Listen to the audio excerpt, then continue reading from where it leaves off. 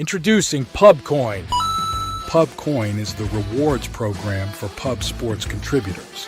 Regular chat contributors share their play of the day, POD, in the YouTube chat, including the phrase POD in their message. At the end of the week, the amount of units earned are converted into PubCoins. PubCoin can be used as reward points for prizes, shop discounts, and contests. Hey, what's going on, y'all? It's Mills here, Pub Sports Radio. Do you guys want to challenge the personalities here at Pub Sports Radio? Do you guys think you're better than them at entering in your MMA predictions and picks? Would you want to get paid for it? $100? Here's how you do it, man. You sign up right here at the link below. It's just this easy. PubSportsRadio.com.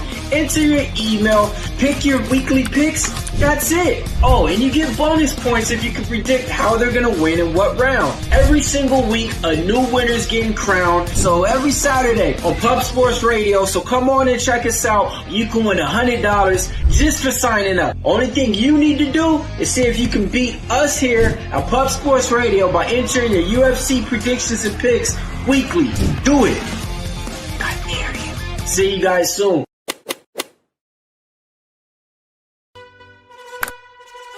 Your membership to Gold, you will be automatically entered in every horse race, every Wednesday and Friday. It is time to race horses.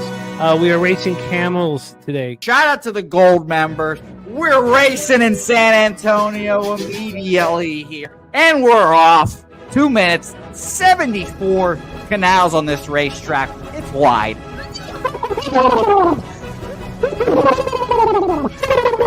We're racing in San Antonio. Pat Wally moving forwardly. Jeff Slaughter in the mix as well. And as is Randall Sheffield, who's put that beautiful nose out front. But it's actually real grass here, Jimmy. Maybe Kentucky bluegrass. Oldie, no! Here he goes. There he goes. Oldie in the lead now. K. Wolf falls back. The horses love it. Sometimes they stop and eat it on the way to the finish line. That's why your horses start so far in the back. Here, oh, look at Nuss Flush Allen bursting out here. J-Dub in the mix. Rude Boy up here as well. Jimmy, take it away. There's Oldie. Oldie is moving to the front. We are past the halfway mark in our 2 mile. And there's Ricky Levy. Oh my goodness, he's in the mix here. Jimmy, take it home. This is our first dog race ever. 19 seconds left in the horse race here. It's Fernando Mendoza trying to find the wire. 14 seconds left. Can Fernando Mendoza take this home? Here comes Kenny Ken. Kenny Ken wants a piece of the pie. Put his schnoz up front. Ricky Bobby, 9 seconds left. Can Donut Silks make a run? Can Res Mall make a run to be $50? You son of a bitch! Here comes Tori Coker. Kenny Ken, Smoke and Mirrors, Director 97 home. That is why here comes Jason Meyer, the other auto custodian, Billy Friedrich. Those one are all coming down to the finish. Coin!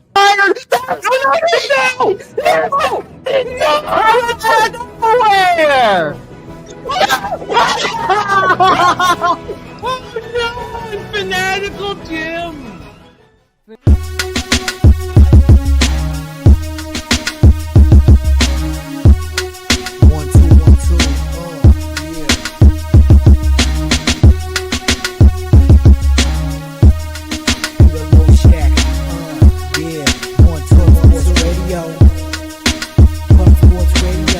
From the clock of Peter Loshak, legendary sports handicapper, more dapper than a Dom. Father young phenom, known as Jimmy, who declared one day that the bag was here to stay. Information like a PSA, when we all PSR, Pub Sports Radio, bizarre. Is a man named Slaughter and he flipped the script. No competition in this they quit the trip. But we say we be pubbing, better with the bag and you love it. You want a top 10, we above it. Let's check.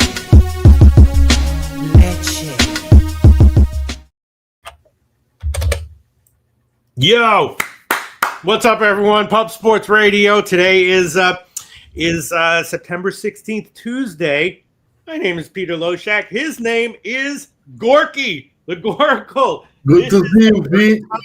I am doing a live show one-on-one with Gorky. And when I first became aware of Gorky, I hadn't been as excited about a live commentator, a live odds analysis guy since Sharpie.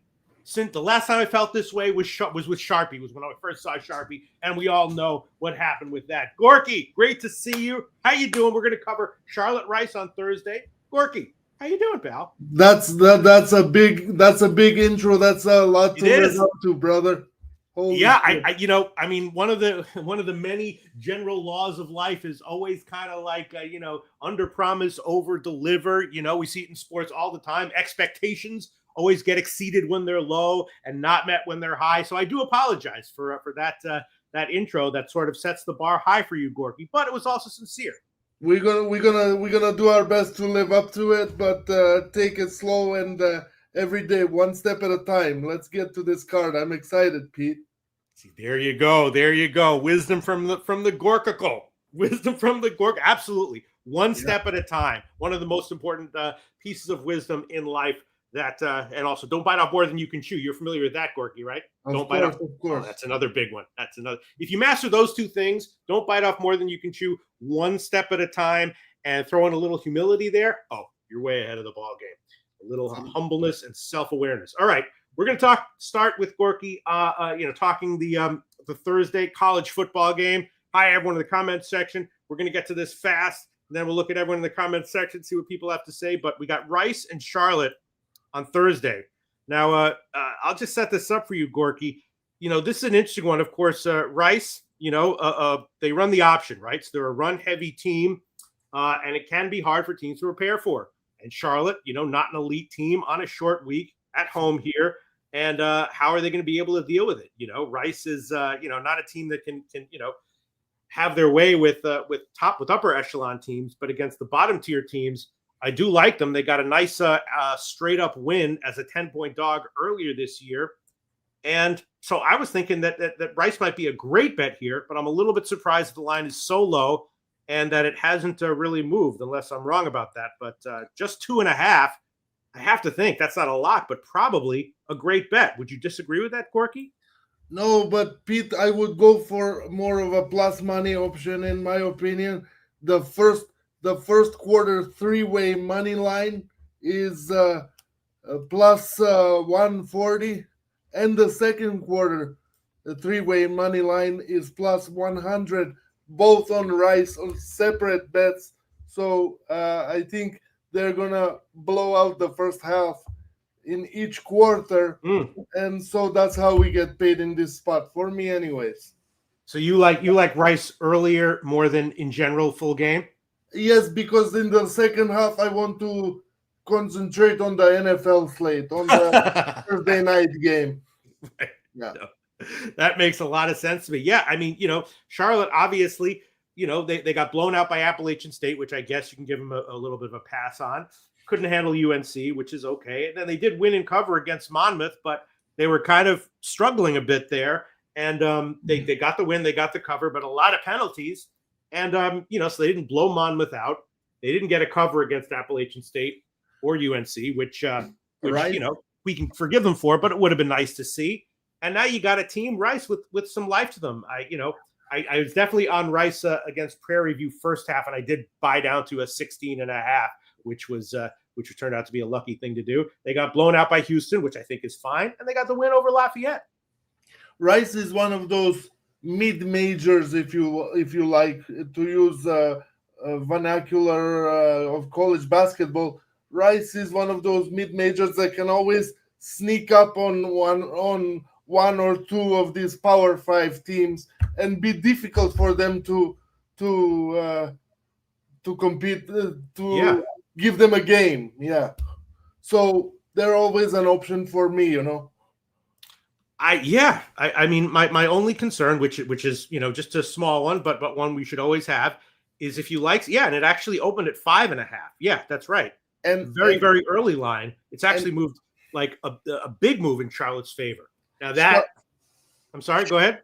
Charlotte to me is one of those teams that's like, what are we? We shouldn't even be a football program, really, if you think about it. Right. Like, what have they done? they lose on an average day by 35 within their division, within their league. And here we have AM saying, I'll be moving on Charlotte on Thursday, which, is understandable. I mean, this early move, it was either a bad line set by the market, which some early action, modelers and originators jumped all over, or could be some kind of a market manipulation, I guess. But I'm surprised by the move. Or they want you to take Charlotte.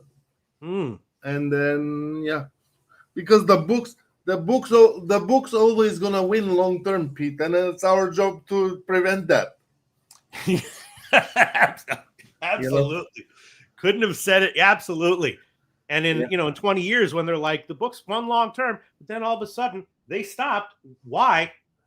This is why. They're going to look at Loshak, Gorky, the comment section, Jimmy the Bag. That's why. Because Peter Loshak hosted a show with Gorky on a Tuesday morning, And all of a sudden, the books weren't always winning anymore. Yeah. Wow. So here you go. So AM says strong historical betting system. Take the underdog point spread on Thursday games when both teams are on 4 days rest. This opened at +4.5, +2.5. And that makes a lot of sense to me, except I wonder what that record would be if you factor out teams that run the triple option, that have a big a unique offensive system, like teams playing Air Force or whatever. Rice is one of those teams that is very run heavy, a unique offense, a little bit hard to prepare for. Also at the Rice, they have a history kind of good quarterbacks that transferred about 7 schools. Daniels, I think was his name, from USC 3-4 years ago. He played at Rice. Mm-hmm. And so, they have quite a history of pretty good players, but just not really a big program. Yeah, I feel you, Gorky. I'm gonna start off. I'm gonna make this official, and I'm gonna double up. I'm gonna take them first half and full game. The line move definitely is somewhat concerning. AM being on liking Charlotte and giving his reasons why is somewhat concerning for sure. I mean, if Rice didn't have such a unique run heavy offense, I would be much more concerned with. And there's no way I would be on Rice, but because of the matchup, your Kongs Clips loving Vanderbilt, talking about other college football. Let's see. AM says, Loshak, I have a specific betting system for run-heavy teams.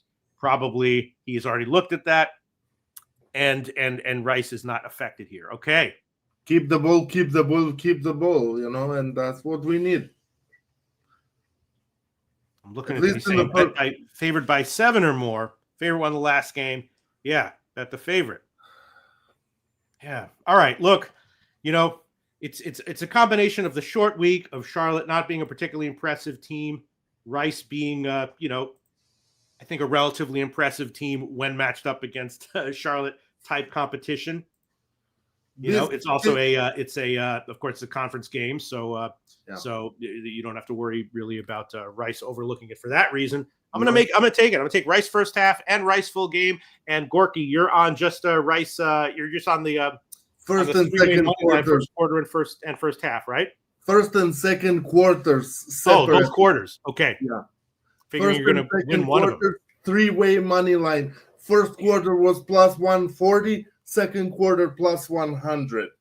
All right. Is what I got. The numbers. There are always better numbers than the ones that I get because unfortunately I'm up here in Canada doing Canada things, and that's just how it is. Yeah. And, I'm sorry, fellas, but I'm not in a position to put myself in a position where I have to press buttons. I actually play in-store bets, and that's how I roll. But I take this quite seriously, and, I only put out things that I truly believe in. Yeah. Oh, I don't think anyone thinks you don't take it seriously. That never even crossed. I don't know one person personally who's never even tried. I just want to clarify. I may not always get the best number. That's why I always say there are better numbers out there on the markets. Good luck to everybody.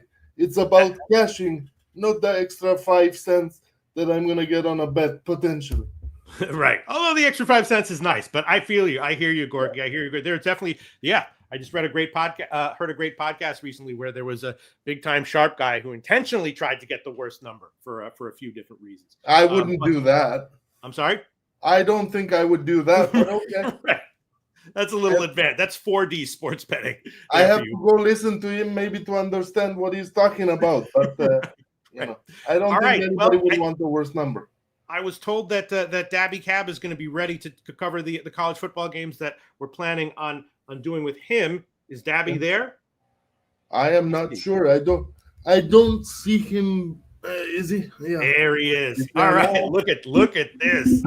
Look at this. What a squad. If we were all in a sorority together, we would post hashtag squad goals underneath this shit. Look at this.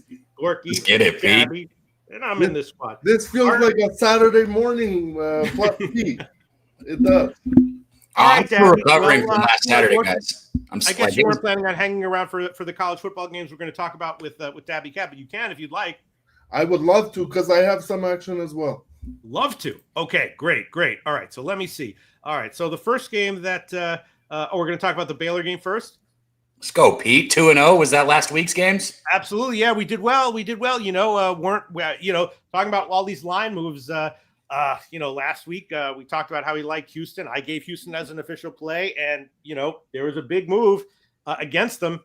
But then on the day of the game, I think it moved back the other way. But yeah, these line moves are definitely very important to take note of. But have a little confidence in your capping if you have reason to have confidence. All right, so here we go. Arizona State and Baylor. This one I didn't look into too deeply because I want to see where the market moves and hear other people's opinions here. My only note is I guess Baylor would be the play, but we'll see.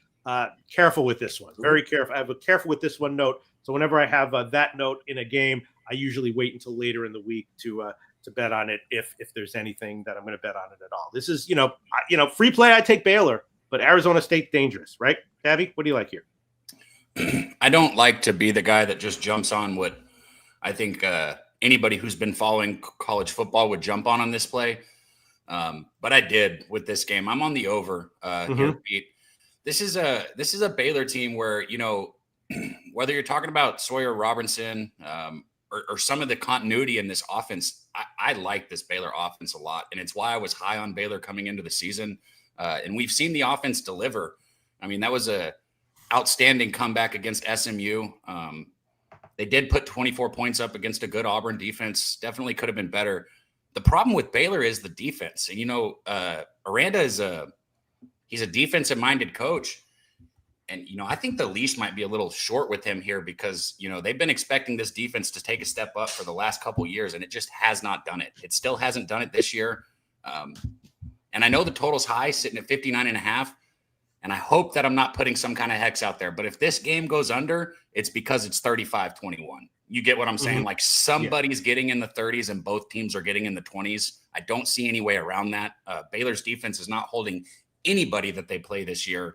That's a Power 5 conference team. They're not holding any regular football team under 21 points. I can guarantee you that. And as far as Arizona State goes, I trust Leavitt and I trust them to put some points up. I just don't trust Arizona State enough to cover as a dog here, especially on the road.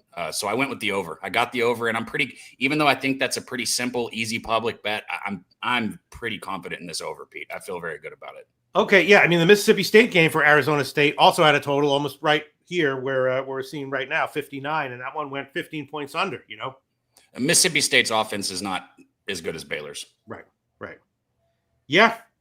And again, I would have taken Baylor with a free play on the first line that I saw, but I think now it's moved in Arizona State's favor, hasn't it? It's now down to 1.5. Yep. Like I said, and traveling, Mississippi State, even though they're the worst team in the SEC, and we all know that, it's, you got the cowbells ringing, you got a crazy loud stadium. It is not an easy place to go play. So I'm not saying we give Mississippi State. I'm not saying we give Arizona State a pass for that. But I mean, it's a tough place to play. And, one thing that I would question for the over, just to give some pushback, is there were points in times against Texas State where they were struggling to move the football. But I genuinely think that's one of those situations where guys, there's times when you just got to win the football game and get out of there. These teams don't give a shit about covering, right? And Texas State was let's go win this football game and get ready for Baylor, for Arizona State. So I don't take too much into that. Well, AM likes Arizona State plus the points. Kong's Clips can't back Baylor with their defense. It's really bad. Would be on Baylor, but can't do it.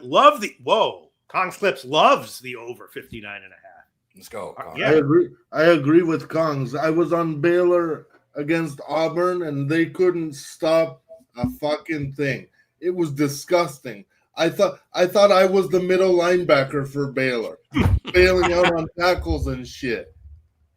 Come on, don't be afraid. It would be Arizona State as a side here, Arizona State or nothing, and the over. I think it flies over. This game gets into the 70s, if not 80s. Wow.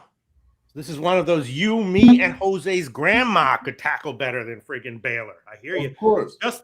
Justin I don't McKelvey disagree. has I Baylor think minus this game is in the 127 in my 70s or pocket. 80s. I would have taken Baylor if I wasn't terrified of this game as far as the spread is concerned. That was my initial This lean. is the kind of game that goes 44-40, bro. Wine Time Sports. Look at that. Wine Time Sports got 3.5 on Sunday. Now it's 1.5. Very, very nice. Wine Time. Somehow he knew that Arizona State would get bet down. Plus, he likes it at +3. He got +3. Okay, he got +3. Wine Time went to work on Sunday night. I already know because I woke up on a Monday morning with the text from him. He said, "Here's my card," and it was loaded. And he said, "I'm winning this week." So he is. I believe it. Yeah. Wow. Let's go, brothers. Yeah, I gotta stop doing those friggin' live streams on Sunday nights and prep my college football. I prepped some of it, but not as much as I would have liked to. All right, I'm definitely not going to try to sneak on your over onto my official picks, but I might tail it. You guys are all making a very good, great points here. Wine Time Sports like in Arizona State. Okay. And, all right, now the next game on the card that we're going to cover is what are we going to look at here? We're going to look at I think we got what are we looking at? The Texas Tech game, right? Auburn. You got Auburn, Oklahoma first. Okay, Auburn. We're going in the opposite direction that I was expecting. Okay, so Oklahoma, big favorite. First line that I saw relatively to the quality of Auburn. They're at home, of course. The first line I saw was like 6.5. And Auburn rolled Baylor in their first game. Then they won two, straight up as a huge fave, lost both ATS, and almost the exact same profile for Oklahoma. They had a nice win over Michigan in week 2, where the final score I think was maybe not really reflective of how much they actually dominated Michigan in that one. Other 2 games steamrolled weak opponents, and so again, I was looking at this and thinking free play when I first broke it down. Definitely, I would have thrown on Oklahoma minus 6.5. Very scary though to take a bet and give Auburn all those points. We saw that with the LSU Florida game. That LSU did cover, but it was close for a while. So 6.5 is a lot of points, but I definitely like the Oklahoma offense and that quarterback Mateer. Don't know if Auburn's really going to be able to stop them. If they can't, it might be another big win for Oklahoma. I'm definitely, as of right now, leaning Oklahoma. We're at 6.5. Let's see if it's moved. What do you like, Dabby? I won't talk too much about this because I guarantee you the first thing you're going to hear from anybody that breaks this game down is going to be talking about Jackson Arnold going back to Oklahoma. Right. Got to be some kind of bad blood, right? And I do expect Jackson Arnold to be absolutely, this was the game that he circled on his calendar, right? For a fact it was. He's looked good. He needs to be able to throw the deep ball a little bit better. We need to be able to see that deep ball for Auburn because OU was able to pin their ears back against Michigan. And that's what we saw, right? When you got your linebackers just ears back, straight downfield, you got your safeties not really worried about getting burnt over the top. It makes it really easy, to stop a run. And so even though this Auburn offense is outstanding when it comes to running the football, I need to see the deep ball. I need to see Jackson Arnold throw the deep ball. And I think he will.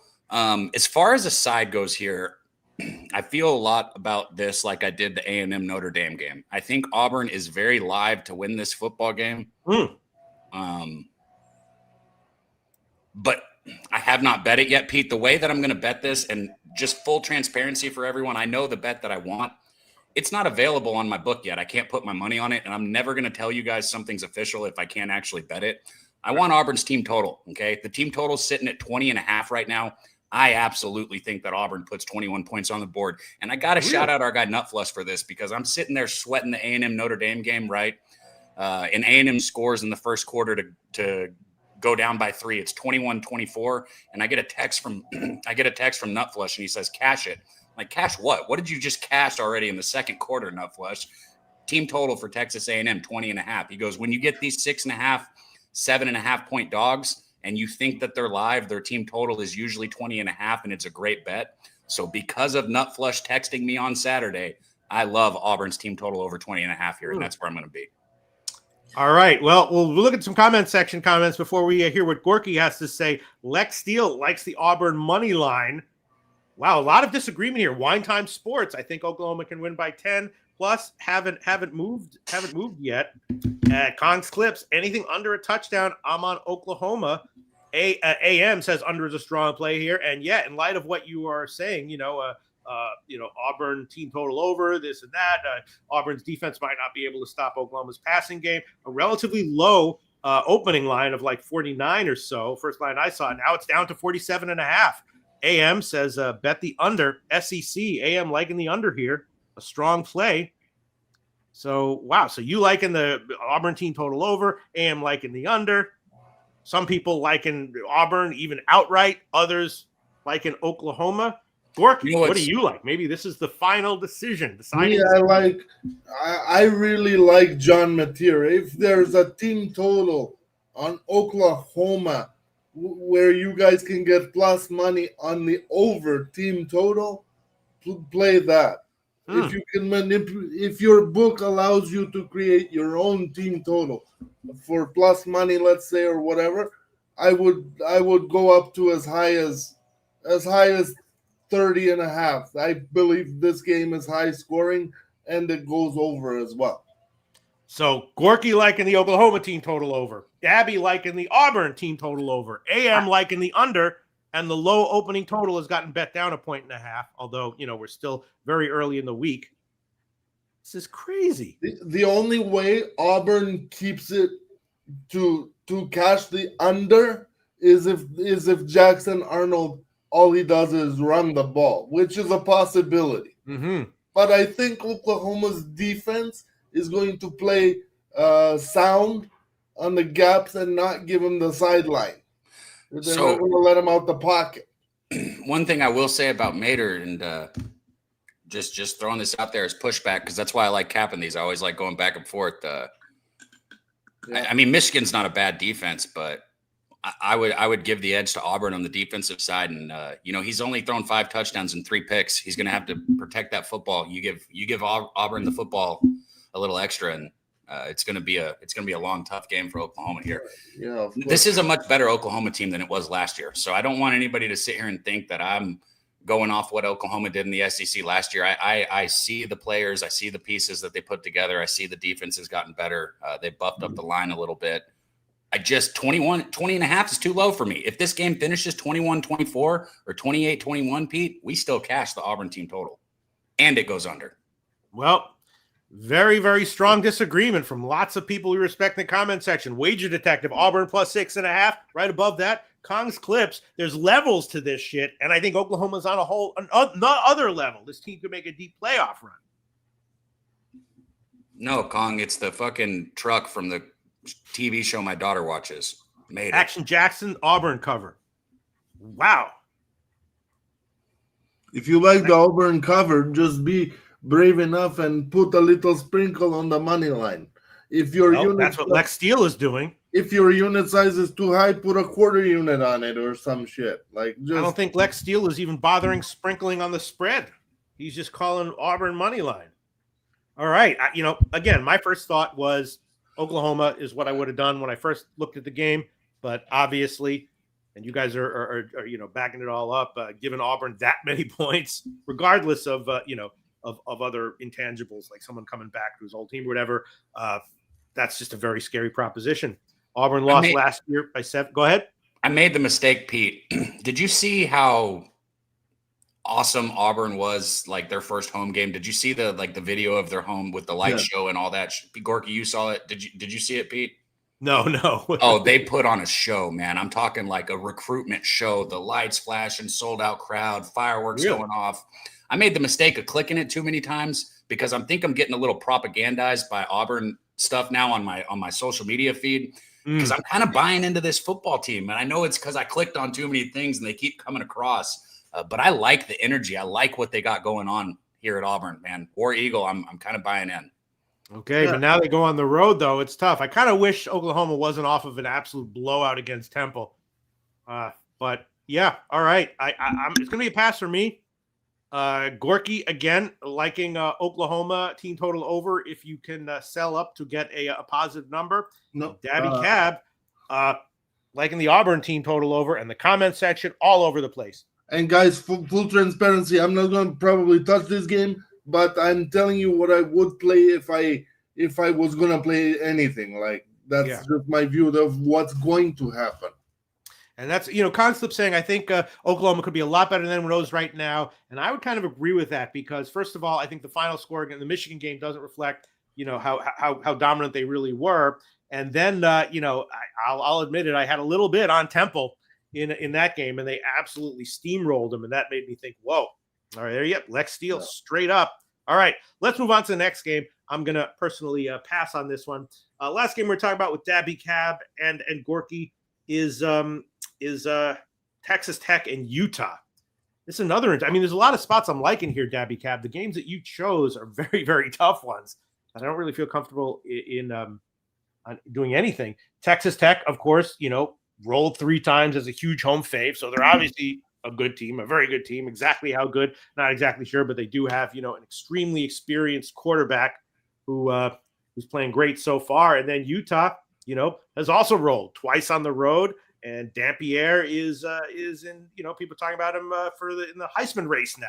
So you got Utah as a small home favorite here. Of course, last year, their first year in the Big 12, it was they just didn't have it there. They were, inexperienced. They had injuries. It was just kind of a shambles year for them. This year, it looks like it's a whole different ball game for Utah. Not exactly clear how good they're going to be. I was thinking maybe the over or the first half over here. It's just I do get a little bit nervous because the Utah coach, Winningham does sometimes grind the clock when you're not necessarily expecting it. And I could see him doing that here. I was thinking over, but I'm worried about that. Both teams awesome. Don't really want to fade either of them. Why'd you pick this game, Dabby?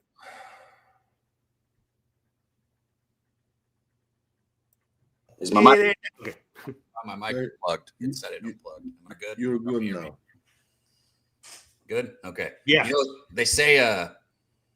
They say money can't buy happiness, but it can buy a football team, and winning football games can make people happy. And that's what Texas Tech did. They went out and got a bunch of oil money, spent $85 million on this football team. I'm going to say it again. This is a college football team that they spent $85 million on. That is wild to me. It's cool to say. It's fun. What did Texas Tech do? They went and beefed up their defensive line. I can tell you right now, Texas Tech is not what you think of. When you think of the Big 12, you don't think of a defensive line like Texas Tech has. I'll tell you that right now. Utah, on the flip side, first year in the Big 12 last year, injury plagued, and I'm not even going to say the motherfucker's name because we went through it for 7 years wondering whether or not he was going to start or not. But Utah, with the quarterback injury, going through problems, they have that big offensive line. So really, this is going to be meat on meat. Pause. It's going to be big boys on we big don't pause boys. on this show. We don't pause on this show, bro. We go full steam ahead. Let's go. It's gonna be head-to-head smash mouth football, and because of that, I do like the under in this game. I have not bet this one yet. This is the one. Now, the Auburn team total I could not bet, but I'm betting it as soon as I can. This is the only one I haven't moved on that I sent in, Pete. I sent it in because I love this game. I'd probably. Dampier's been good for Utah at the quarterback position. 7 touchdowns, 0 interceptions. And then you got Morton for Texas Tech coming back. He was solid last year, but he looks like he's really hit his stride this year. 11 touchdowns, 1 interception. He's throwing a 70.4% completion rating, albeit neither of these teams have played anybody yet. We thought UCLA was going to be at least a decent win for Utah, but since then they have proven to us that UCLA is lost. That's why they fired their head coach. That's why I won't use any other words. I won't be any harsher than that one time. And then Oregon State for Texas Tech, cool, but Oregon State might be one of the worst, if not the worst, Power 5 conference teams out there. So we don't know. We don't know what to expect. I want to believe in Texas Tech. I want to buy into the $85 million that they put into this program. I want to see a Big 12 team that makes me think Smash Mouth football is back for the Big 12.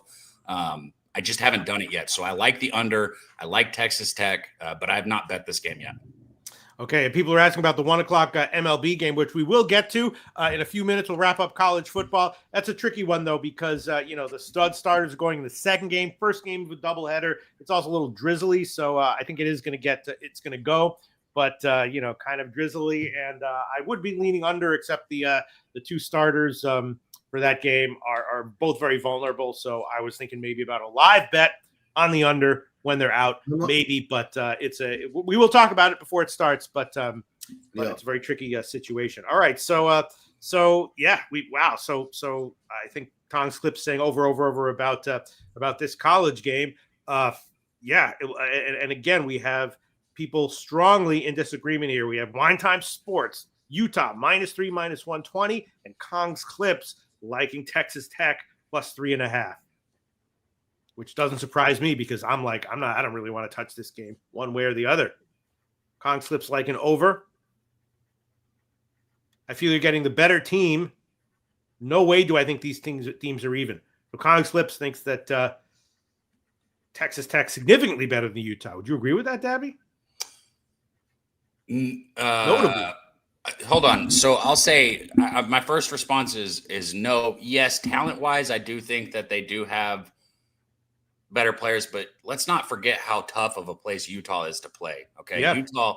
And since I heard a stat on this yesterday, guys, it's not going to be exact, but it's damn close. Like since the college football playoff era, I think Utah is like 52-12 or 56-12 or something like that at home. It's a ridiculous number. Also, guys, one thing that you're sleeping on a little bit is that this is going to be a 10 o'clock local time kickoff.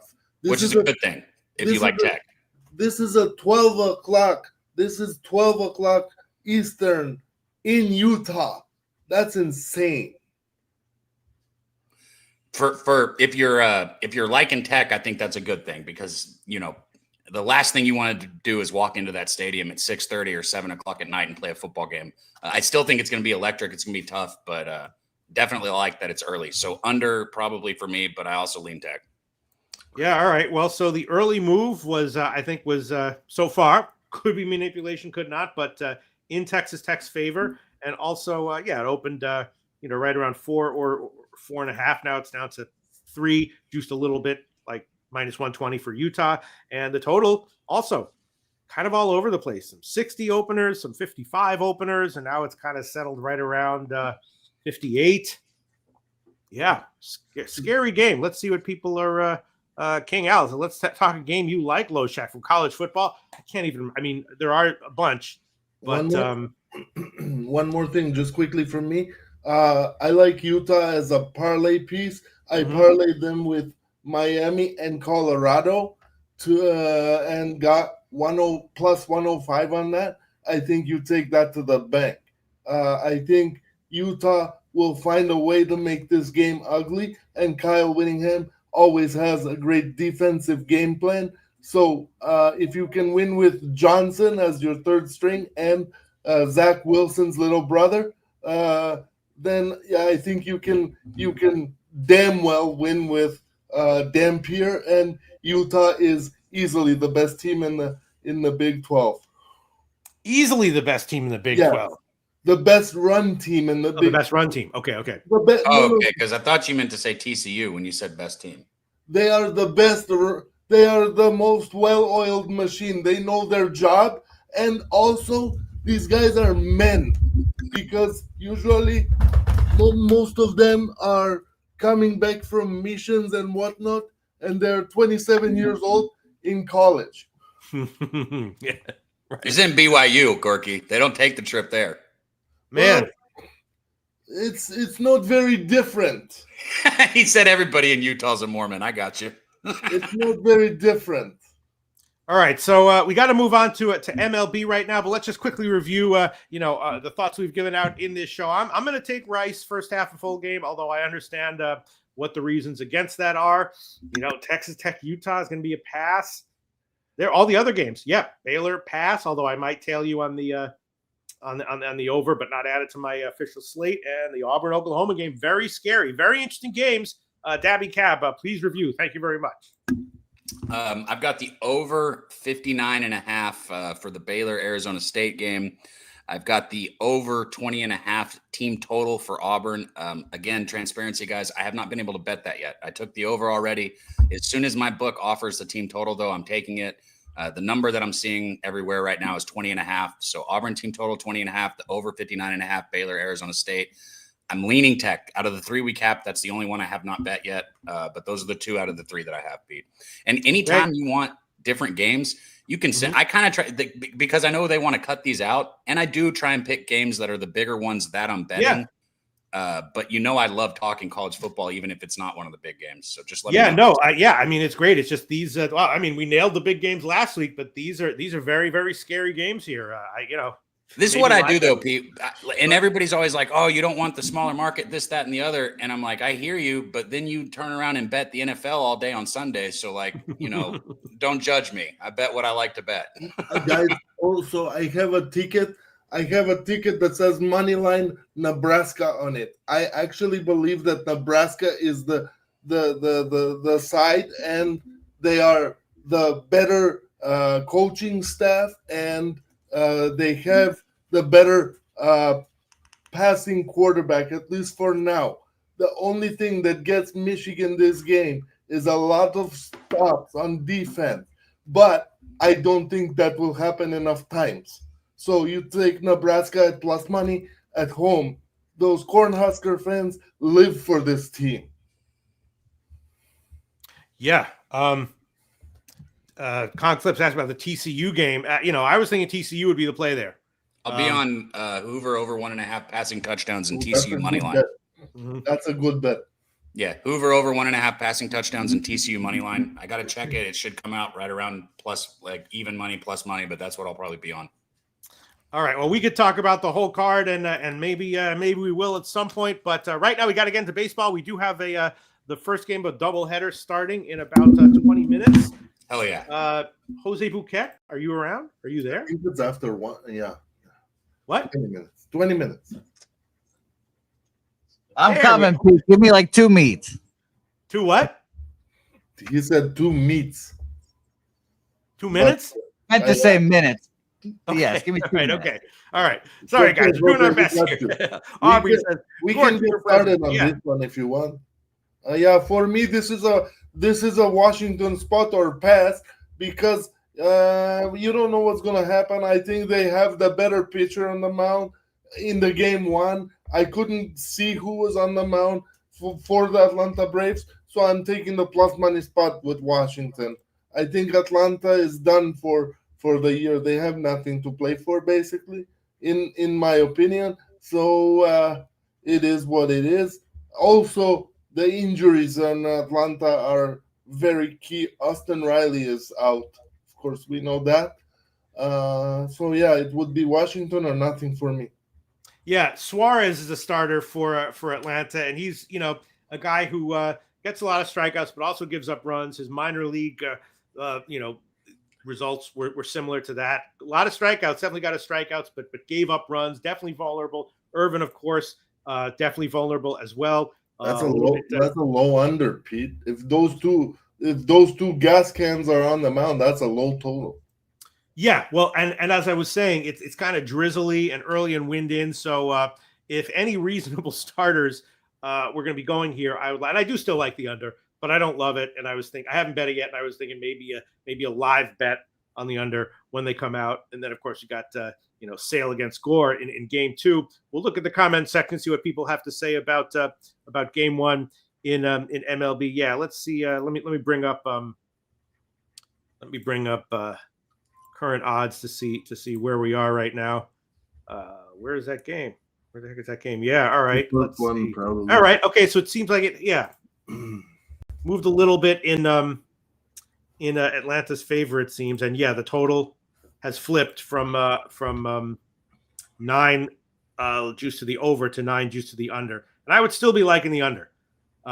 just not really loving it. So I don't know if I can make that an official play here. Hold on, let me just bring some other stuff here. Dan, it is really hard to host a show and cap. All right, Pete, I'm back. Hello, Pete. Okay, Jose Bouquett. We got an MLB game in about 15 or Hello, 20 Gorky. minutes. It's nice to see you too. Hello, Mr. Bouquet. Let's go, brother.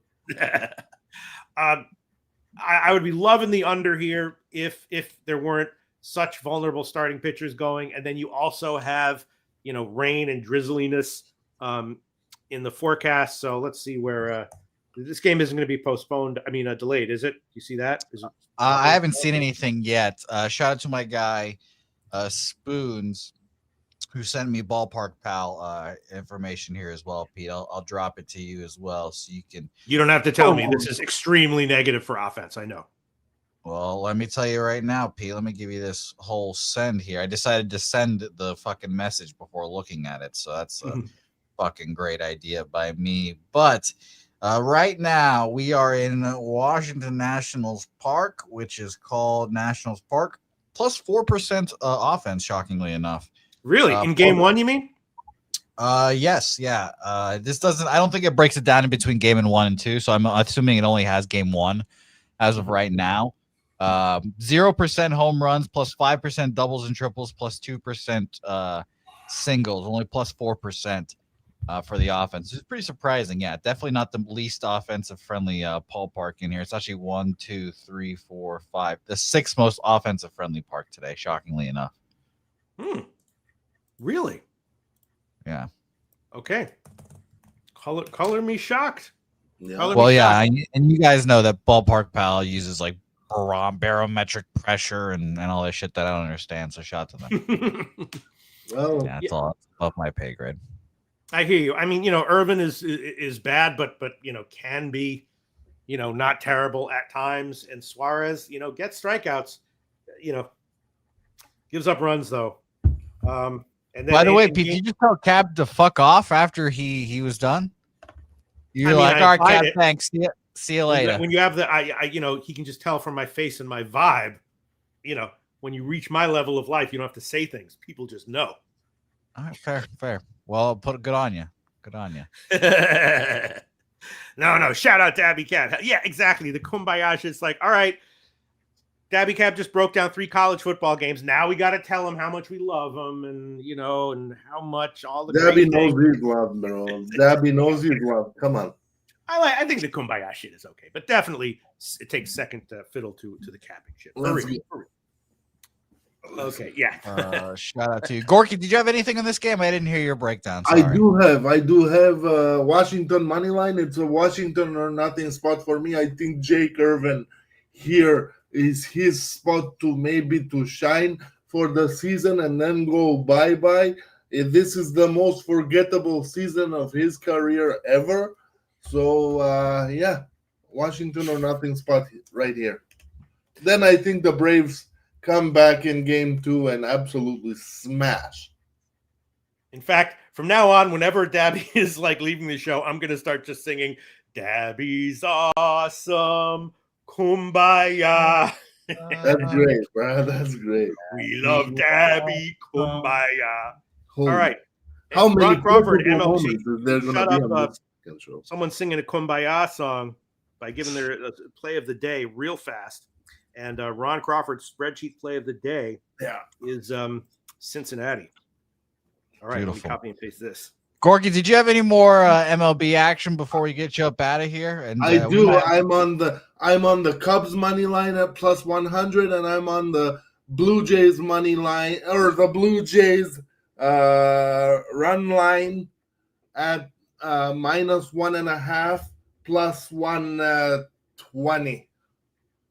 Okay, beautiful work, Gorky. Thank you for jumping in here early, my man. I appreciate it. No and problem. Thank you for dropping your college football action as well. I'm excited to watch a little Charlotte Rice now more because of this. Also, fellas, I'm going to be on the Rutgers team against Iowa on Friday in Piscataway, New Jersey. Pete, you should get out to that game.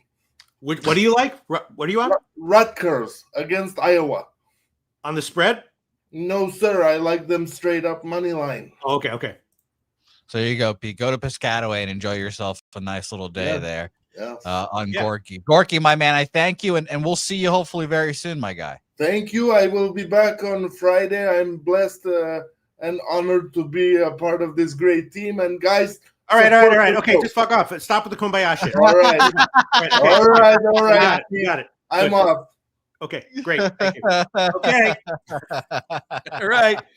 Okay. No kumbaya on Yeah, the exactly. Peter Like, I'm not a Loshak hypocrite show. about it. When it was my time to leave, don't say kumbaya shit. Just say, all right, thanks, Loshak. And if I don't leave immediately, be like, fuck off. All right. Okay. Good. Thank you. Thank you. Thank you. That's I love Gorky. that. When you're trying to get someone away from you, the whole like, thank you. Thank you. Thank you. Thank you. Thank you. Thank you. You can do that. You can do that for me. All right. Jose Bouquett. Yeah. So there's just so many.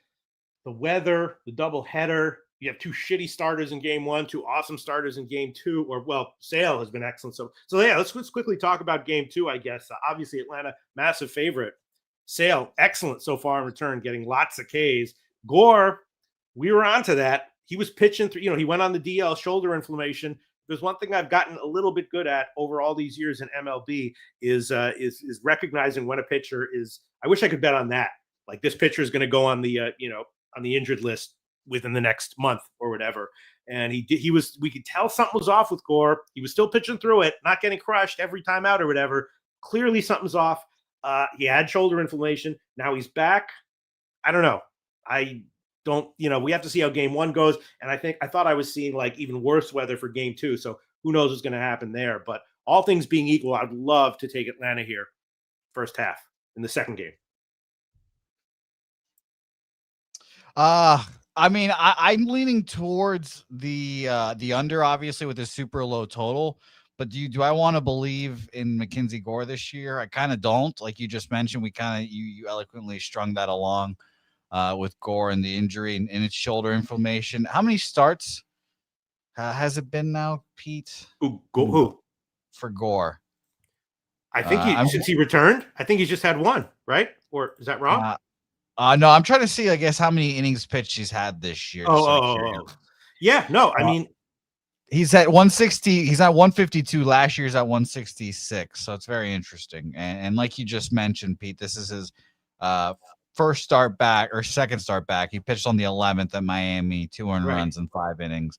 And it was okay. And if you look at his, look how he pitched in August, it wasn't terrible. He got crushed once. He had one great start and the others, but it was just like, his strikeout props, I was betting them under. You could just tell something was a little bit off. I mean, he was he's like a freaking all-star, and that was not who he was. Clearly, after the all-star break, you know what I mean? Like immediately. Yeah. I mean, sorry, I was reading these start logs, so I didn't hear you, Pete.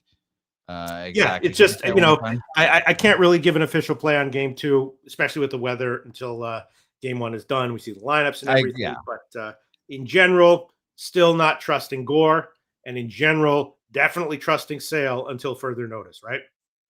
Yes, I agree. I'm off both these pitchers for the rest of the year. Let's look at the comment section, see if anyone has anything here, and the AM under 7. Oh, in game two, right? Okay. Yeah, and again, I would be agreeing with that if there weren't weather issues, because you bet an under with Sale on the mound and, a bit long rain delay, and he winds up only going 2 innings. Now your 7 is looking a little bit questionable. All right, let's move on to some more normal games. Well, okay. Cubs, Pittsburgh. You ready, Jose Bouquett? Yeah, let's do it. Horton against Skeens. Of course, Skeens not always lights out, but last 2 starts lights out, right? 2 straight shutout starts, can get touched a little bit. Horton, obviously awesome, turned a corner and has been on that road for a while now, right? Cubs won 4-0 yesterday. Skeens obviously the real deal. Horton probably he is also on a pitch count every start now, about 75 pitches or so. So he's not going to go much deeper than 5, even if he's throwing a no hitter. But he's probably. Is there any reason that we know that Skeens is going to be great? Shutout 5-inning start would not be a surprise. A couple of runs here would not be a surprise either. Horton, though, I'm assuming that he's going to be awesome again, right? For 5 innings. Yes, I'd assume so as well. That's why this total is ridiculous, right? Mm-hmm. Exactly. I I mean, mean, the first and he's five, been the three and a best half. pitcher for Go the ahead. Cubs, right? He's been the best pitcher for the Cubs, like not all year, No, but that's the thing. Not all year, half the year. yeah. And obviously his turnaround was real, but he's not one of these unquestionable, at least not yet. Absolute studs where when Sale's getting touched, he's going to start being awesome again at some point. I mean, Horton was like very, very mediocre for 2 months, first 2.5 months of the season. Yeah, I mean, I'm looking at his logs right now, and he's not. I mean, it's crazy to say that you haven't given up more than 3 earned runs, honestly, in 2 months. Yeah. But it just feels like you're just jumping on the train when it's running 1,000 miles an hour, and you're like, "Fuck, am I gonna derail this train? Am I gonna bet it when it's gonna struggle here?" I get I mean, you guys know me with Paul Skeen starts. I'm fading him most every time I can get. Here, and him being a favorite, the Pirates being a favorite over the Cubs is just fascinating in general.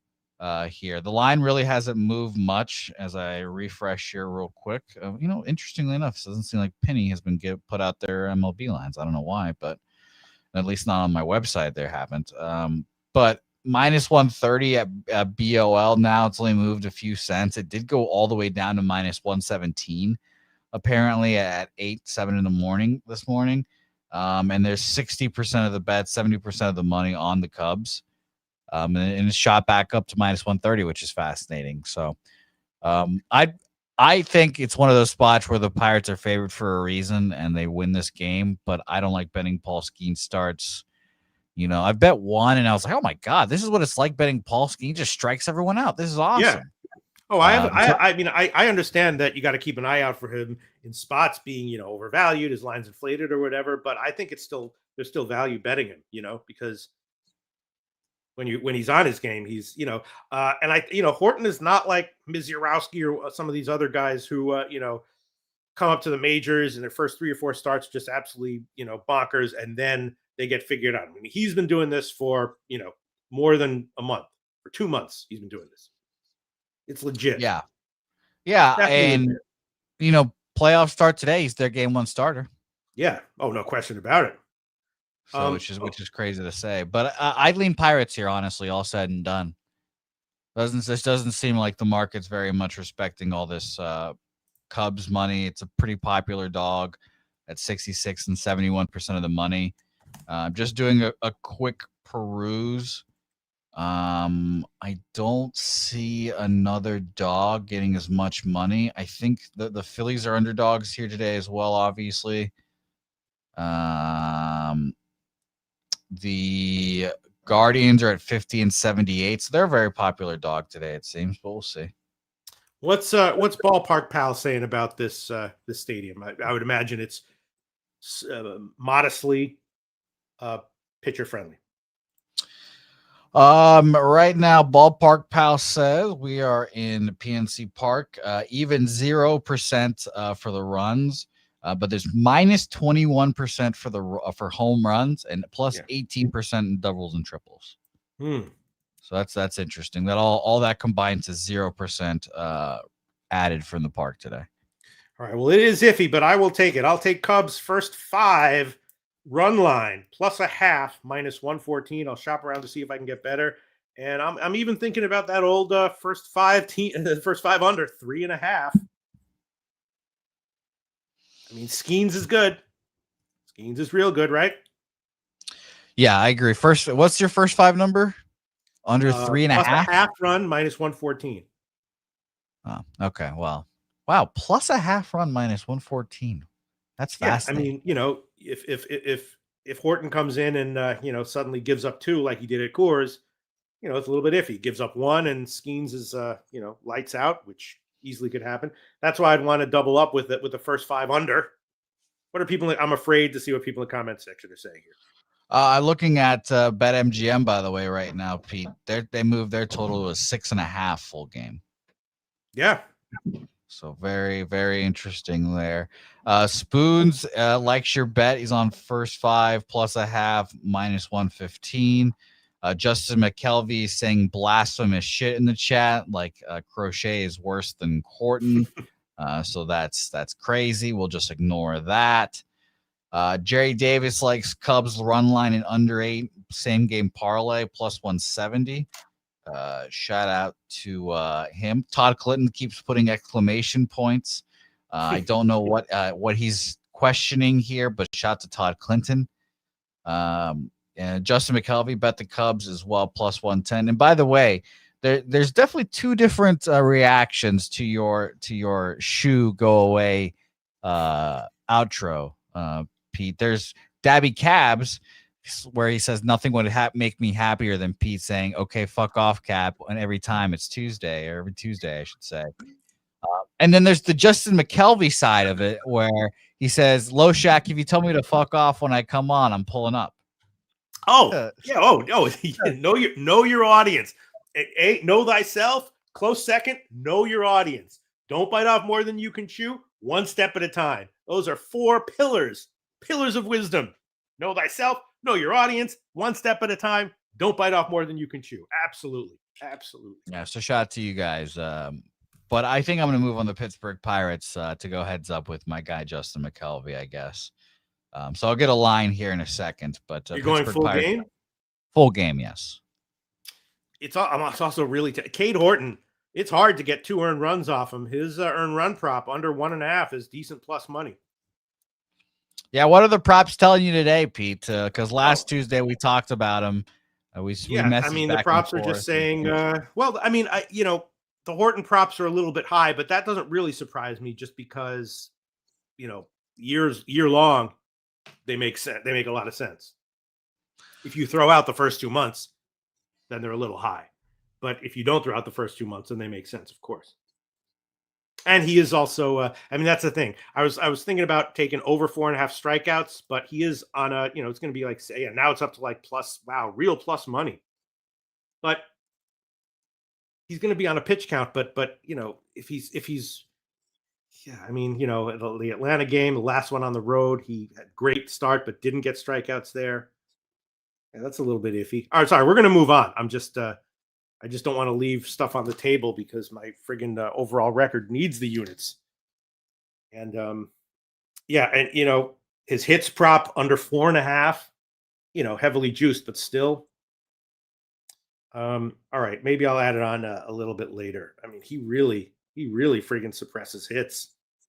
You got to go into Coors to get those. And Pittsburgh, they don't have some kind of great lineup, do they? What's wrong with who, the Pirates? Yeah.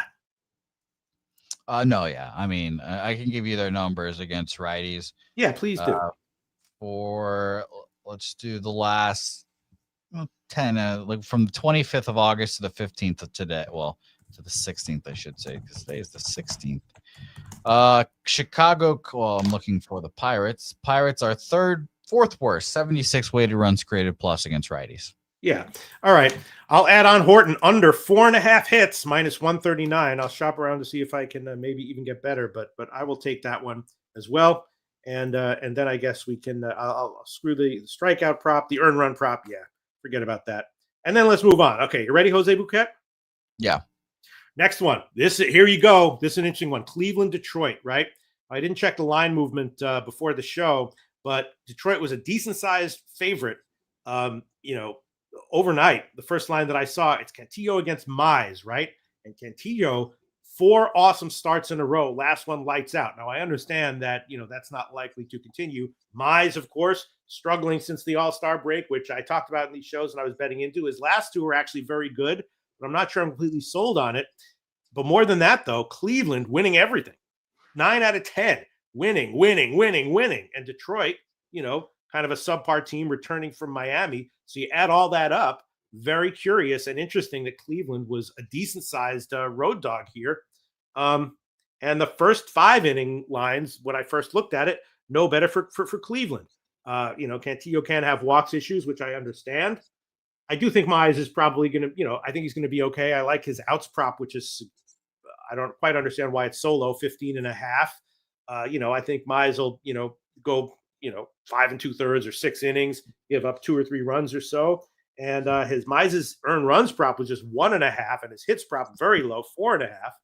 But Cleveland winning everything, dog here with a starter who's been lights out for 4 starts in a row. Jose Bouquett, what do you make of all this?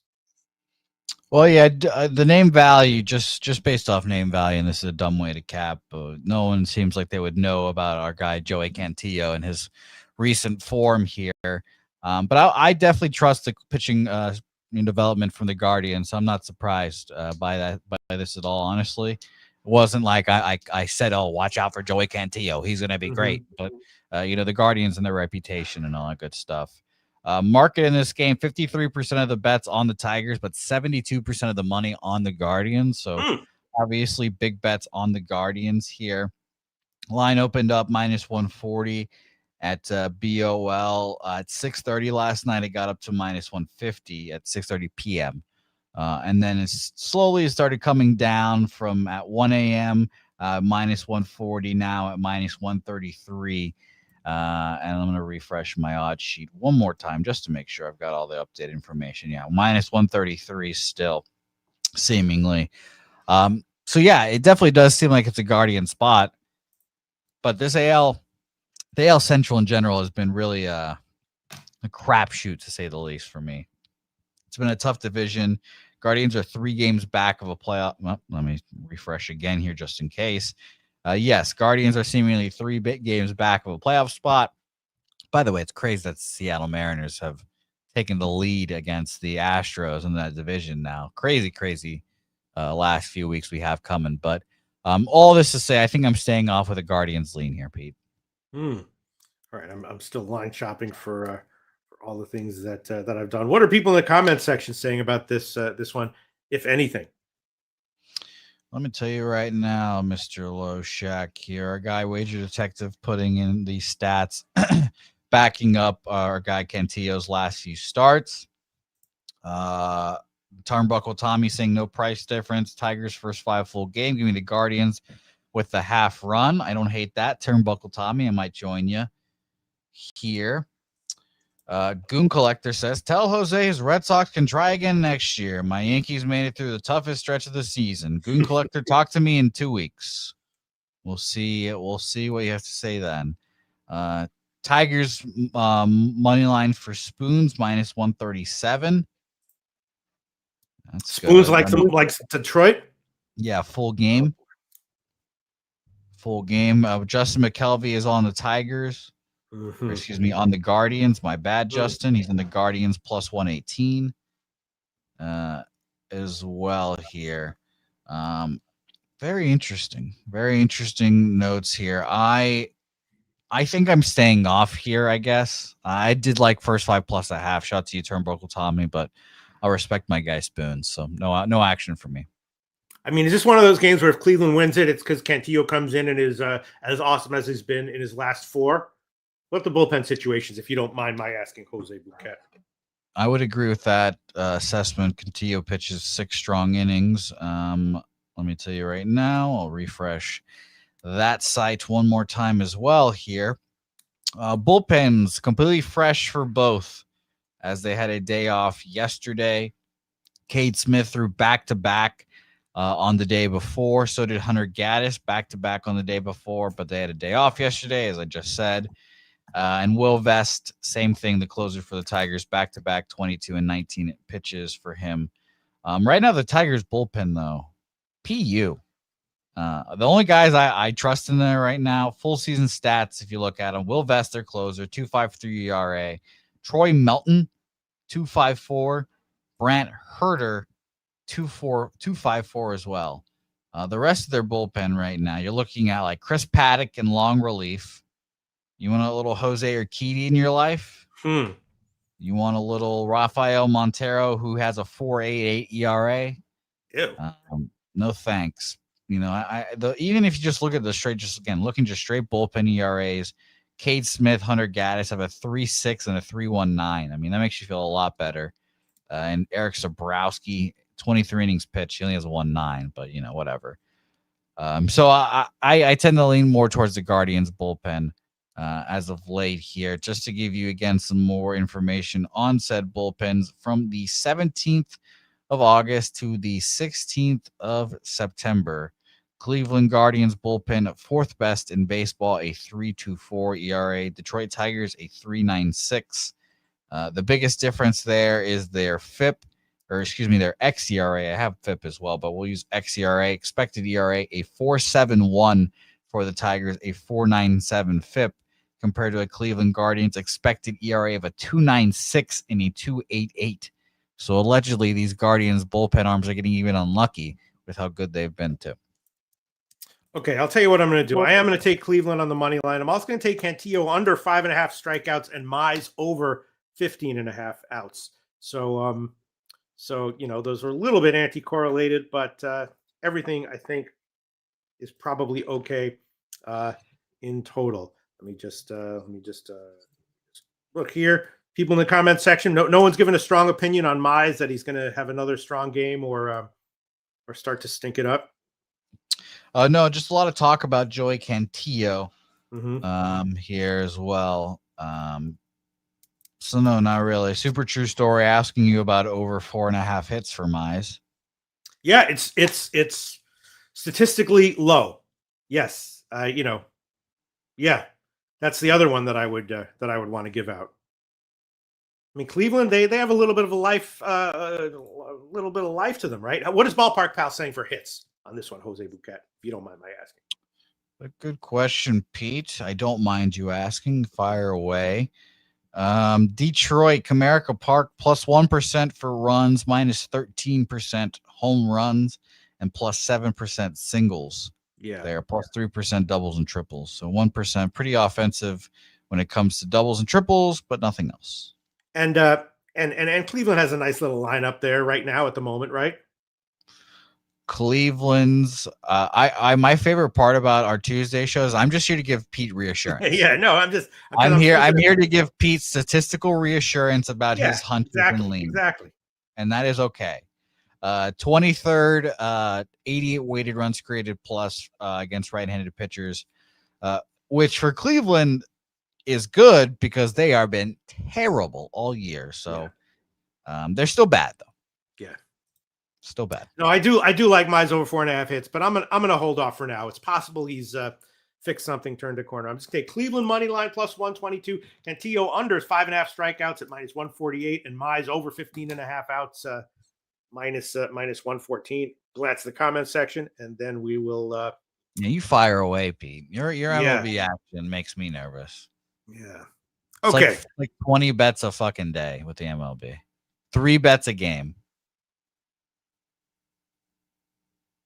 Yeah, Cantillo. Yeah, he's a little bit hard to figure out at the moment. He's prone to control issues, and in his last start, he didn't walk anyone. Did he turn a corner, or is he now going to come here on the road and maybe have some issues again? Not exactly sure. Not quite sure. Yeah, actually, the strikeout. I'm not going to use Cantillo strikeouts because he does get strikeouts. I'm just going to use the Mize outs one and Cleveland money line, and that's it. Those are the only 2 official plays there. All right, let's move on. Next one, the A's in Boston. Springs and this dude, Connelly Early. Wow. Connelly, yeah. What? Sacramento's Connelly, second start. yeah. Connelly Early, yeah. Second start in a row. Major league debut was friggin' lights out. In the minors, he had some nice strikeout numbers, but he definitely gave up runs. So I'm not exactly sure that we expect him to be, elite going forward. Maybe we do. Springs is okay. I had a lean to the under on this one. And also, again, another outs prop for Springs that was really low. Not that he's any great shakes, but 15.5 outs over at big plus money, plus 135. I did take that. Boston, of course, a big favorite here. And the A's were winning at home. Now they go on the road, go cross country. Lean under. The side, I'm not sure. Don't know what to make of the Boston starter here. I think Springs will be okay. What do you like here, if anything, Jose? Yeah, this is a really tough game for me because everything in my fiber says to fade the Red Sox here today, Pete. Mm-hmm. Young pitcher, second start, first in a major league stadium because his first start was against these A's in Sacramento. I think I saw it with Tolley, obviously, in his first start in Boston. The fans and the adrenaline really got him going and got him through that start.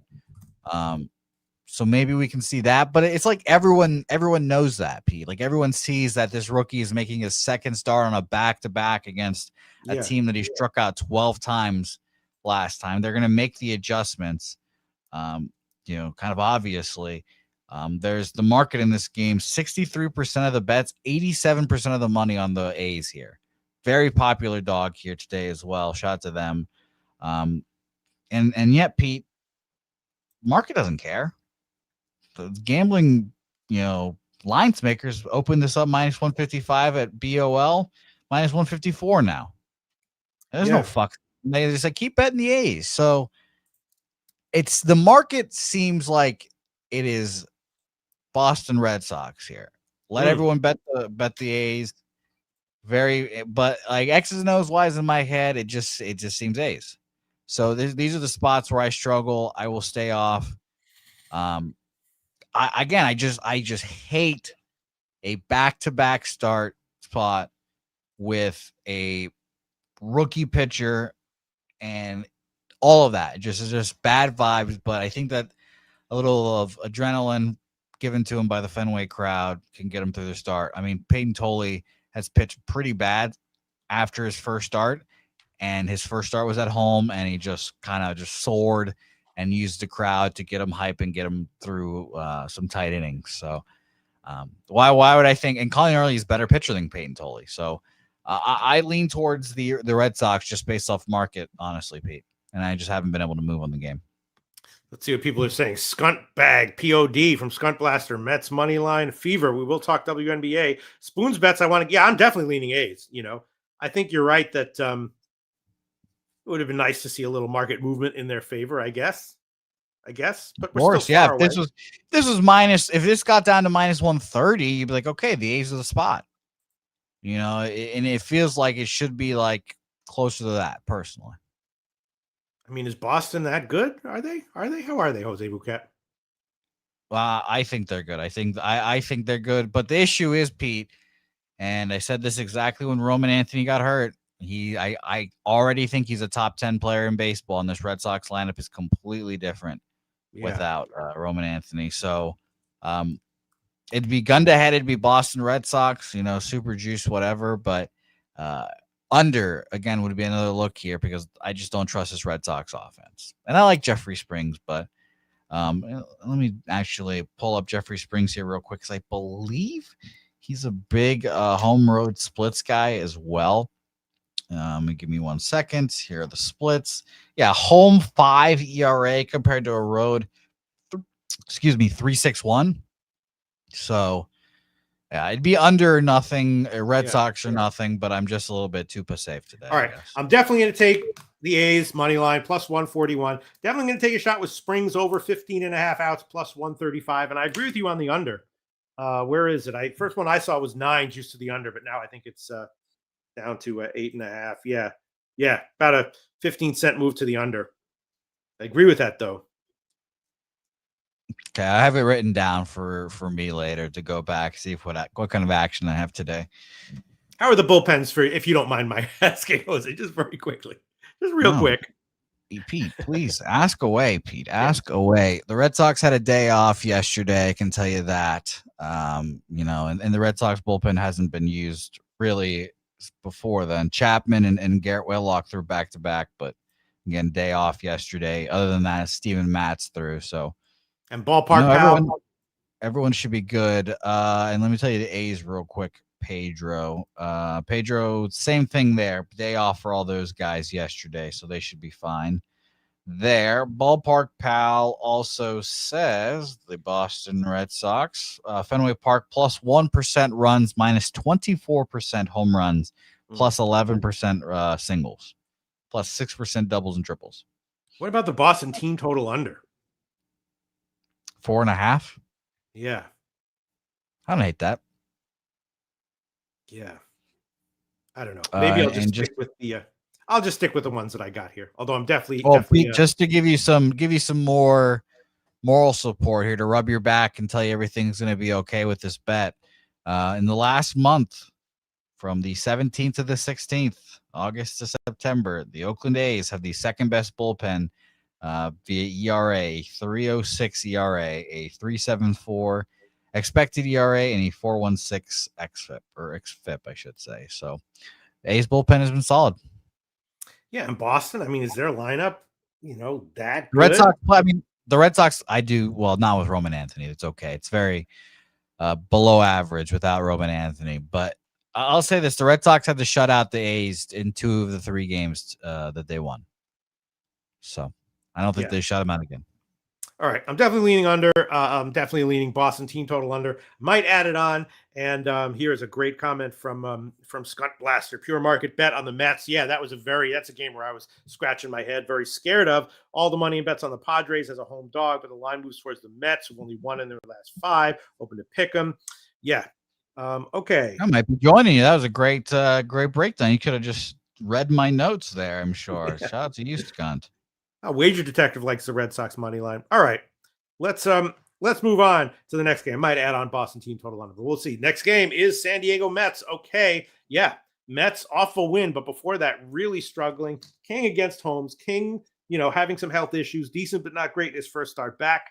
Holmes, not too awful, but vulnerable. And Minaya is expected to also take a bunch of innings here, so Holmes is not expected to go deep at all. King, I don't know if he's on a pitch limit. His outs prop is very, very low. And as Skunt Blaster said, the line opened, so now we have, where's the line? Yeah, line opened roughly pick 'em. And the Mets are now a pretty strong minus 120 home favorite right now.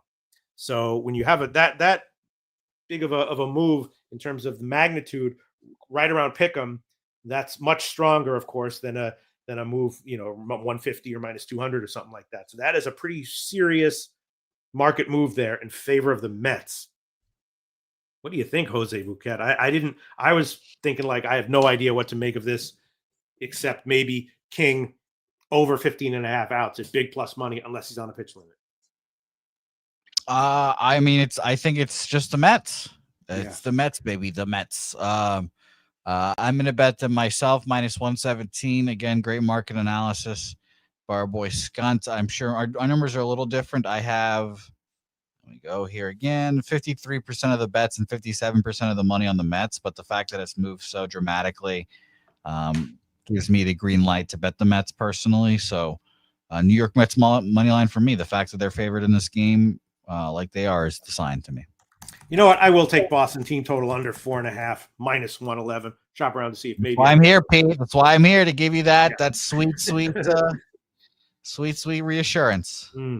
Yeah, I will add that one on. And then this Mets game, it was a very obvious pass for me, unless we now think that the market is really just telling us what to do here.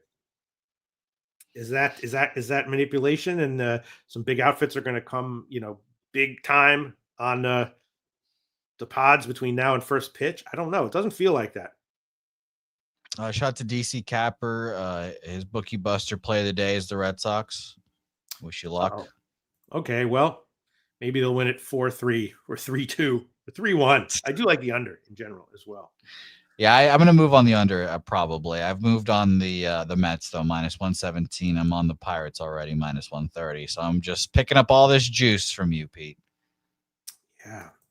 Should we no-brainer take a shot with the Mets here? What are people saying? Oh, Jason Meyer, lean Padres all day. Yes. Skunk Blaster on his site has less than 20% of the money on the Mets. The market moving on him. So shout out to you, Skunk. And by the way, Pete, write these down. Skong Kong Smash play of the week. Patty McCory and Muhammad Ali. I don't know if that is the Muhammad Ali from the grave, Pete. But this is a Y Ali, maybe Ali, Muhammad Ali. But whatever. Minus 101. Those fights are today on the Contender Series for the UFC, Pete. So go ahead and put those in your pocket there as well. DC Capper also likes the Padres. I hope if it's possible, everyone in the comment section cashes on all their bets, Padres, Mets. I'm staying off this game. It scares the crap out of me. Okay. Nothing. Well, not nothing. I'm on the Mets, but nothing else for me. Okay, let's move on. Next one, Toronto and Tampa Bay.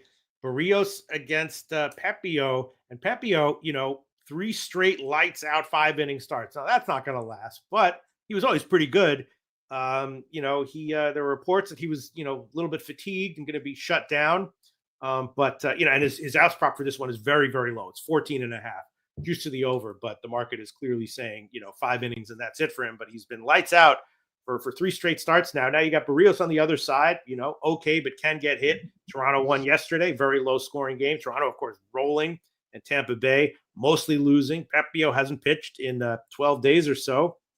Again, I'd be leaning live under after the starters are out. Is Pepio going to, have another strong start here? Toronto has a nice little lineup that I don't feel comfortable fading, especially with a guy who, there was rumors about, shutting him down, maybe fatigue creeping up. But, his earned run prop, 2.5, not heavily juiced to the under. So in light of his last 3 starts, and he's not going to go deep anyway, that's looking pretty tempting. Barrios, low outs total, outs prop, 15.5, the over -122. I was thinking about that. And the line, the market is kind of even on both sides. Total is about 8.5. Let's see if this has moved in any significant way. Nope, not on the side. Not really on the total either. A little bit to the under. What do you think, Jose Bouquett? It's a super tough game for me because the line makes me think it's a Rays spot, but the Blue Jays feel like they come back from every late game situation. I was hoping to look at first 5 here and it'd be like -125. That's -115 Tampa Bay Rays. If it was -125 Rays, I'd be on it. So that big market difference. I like Pepio. He's a guy that I marked in the season we're coming into the season to be back on, or to bet on, to be backed. But just not today. Again, it's one of those situations where if I'm not on the train and it's left the station and I'm just trying to run behind it and this train stops and it smashes me in the mouth, I'm going to be pissed. So no, thank you. I'm going to stay off here. But I think the Rays are the side just based off the line. And Barrios, I feel like I kind of have a good read on him, but there's been a lot of times in his career when I, thought he was going to get good, it'd be good, and he'd have one of those 4 inning 6-run starts. And I'm like, damn, what did I miss? He can be quite lights out or close to it, and also be very mediocre. I know Jimmy the Bag talks about how with Barrios, you just, watch the first at bat and you'll know exactly how he's going to do for the rest of the start. So I don't know, but I was thinking that he should be okay here, leaning under.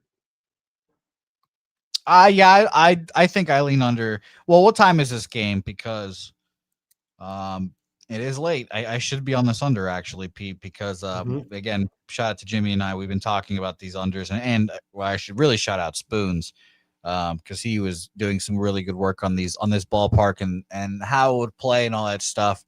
And we've determined that it's getting cooler. The marine layer comes in. The cooler it gets, the later the game gets, the more run suppressing it gets. So yeah, I should be on this under too, actually, Pete. Jesus, people really liking the Mets. Look at this. Easy cash, Turnbuckle Tommy, easy cash play of the day is on the Mets, although DC Capper likes the Padres. And for this one, Justin McKelvey liking the Rays, -108 is the line. He got I'm going to bet the under 8.5. Right, go ahead. I'm going to bet the under 8.5. Sorry, at -115. Well, Lucas R likes the over. Jason Meyer, first thought was Tampa Bay with Barrios pitching, so Jason Meyer kind of down on Barrios. He's all right though, isn't he? Or how's Tampa Bay against how's their lineup right now, Jose Bouquett, if you don't mind? I do not mind, Pete. Righties against righties. Tampa Bay, 18th, 94 weighted runs created plus. So pretty average. Pretty average, right? Yeah. 94, 6% below average from the number of it. All right, I'm gonna take Barrios over 15.5 outs. Now it's a little bit less good than what I bet it, but 15.5. Searching around. Hopefully I'll be able to get let's see what we got here. -125. Might have to take a crappy line, but I'm gonna take that one. Barrios leaning under, definitely leaning a live bet under. Because Barrios question mark and Pepio, even though he is definitely clearly good, yeah, definitely leaning under though, right? Yes, I'm going to move on the or I moved on the under -115. Yeah. BJ says this line clearly indicates raise or nothing spot. Irish King 97 says it's clear as day. I assume maybe agreeing with BJ. Yeah, I don't necessarily like Toronto as a side here. I just think Barrios is going to be okay and go at least 5 1/3 innings, more likely than not. Although Guido thinks Barrios is going to lose again.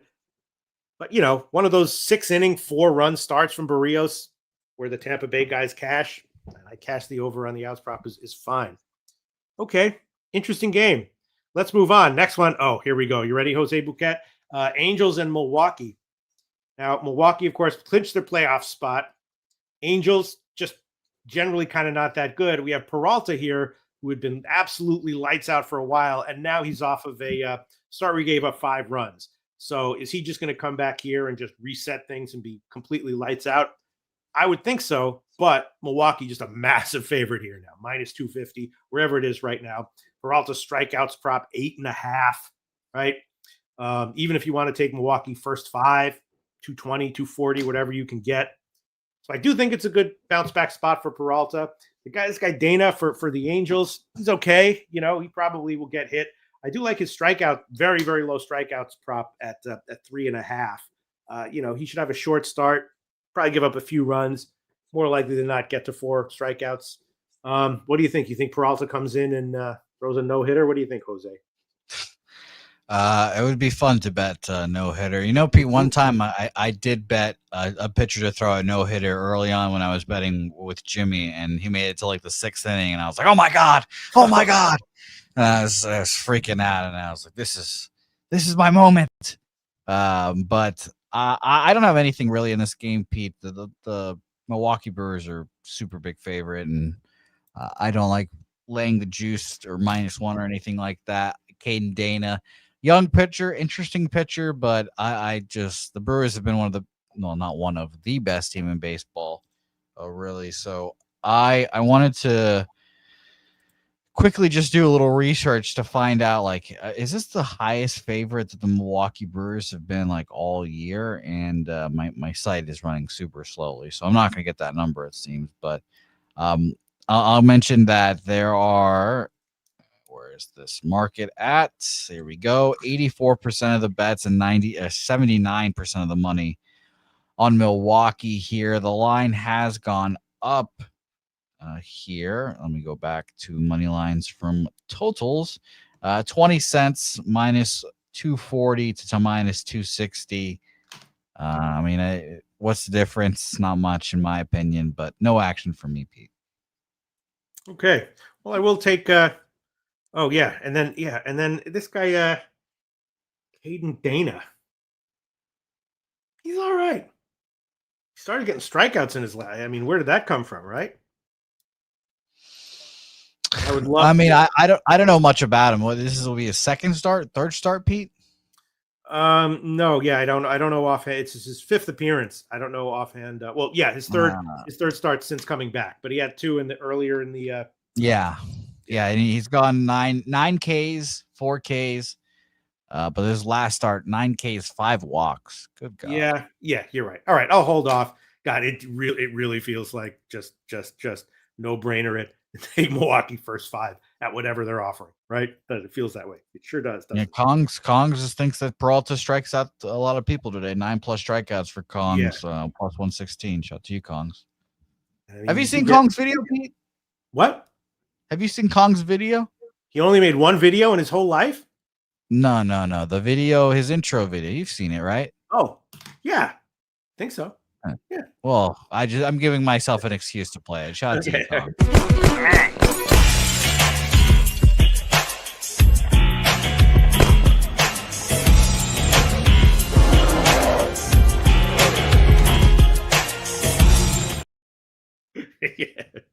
Have no fear.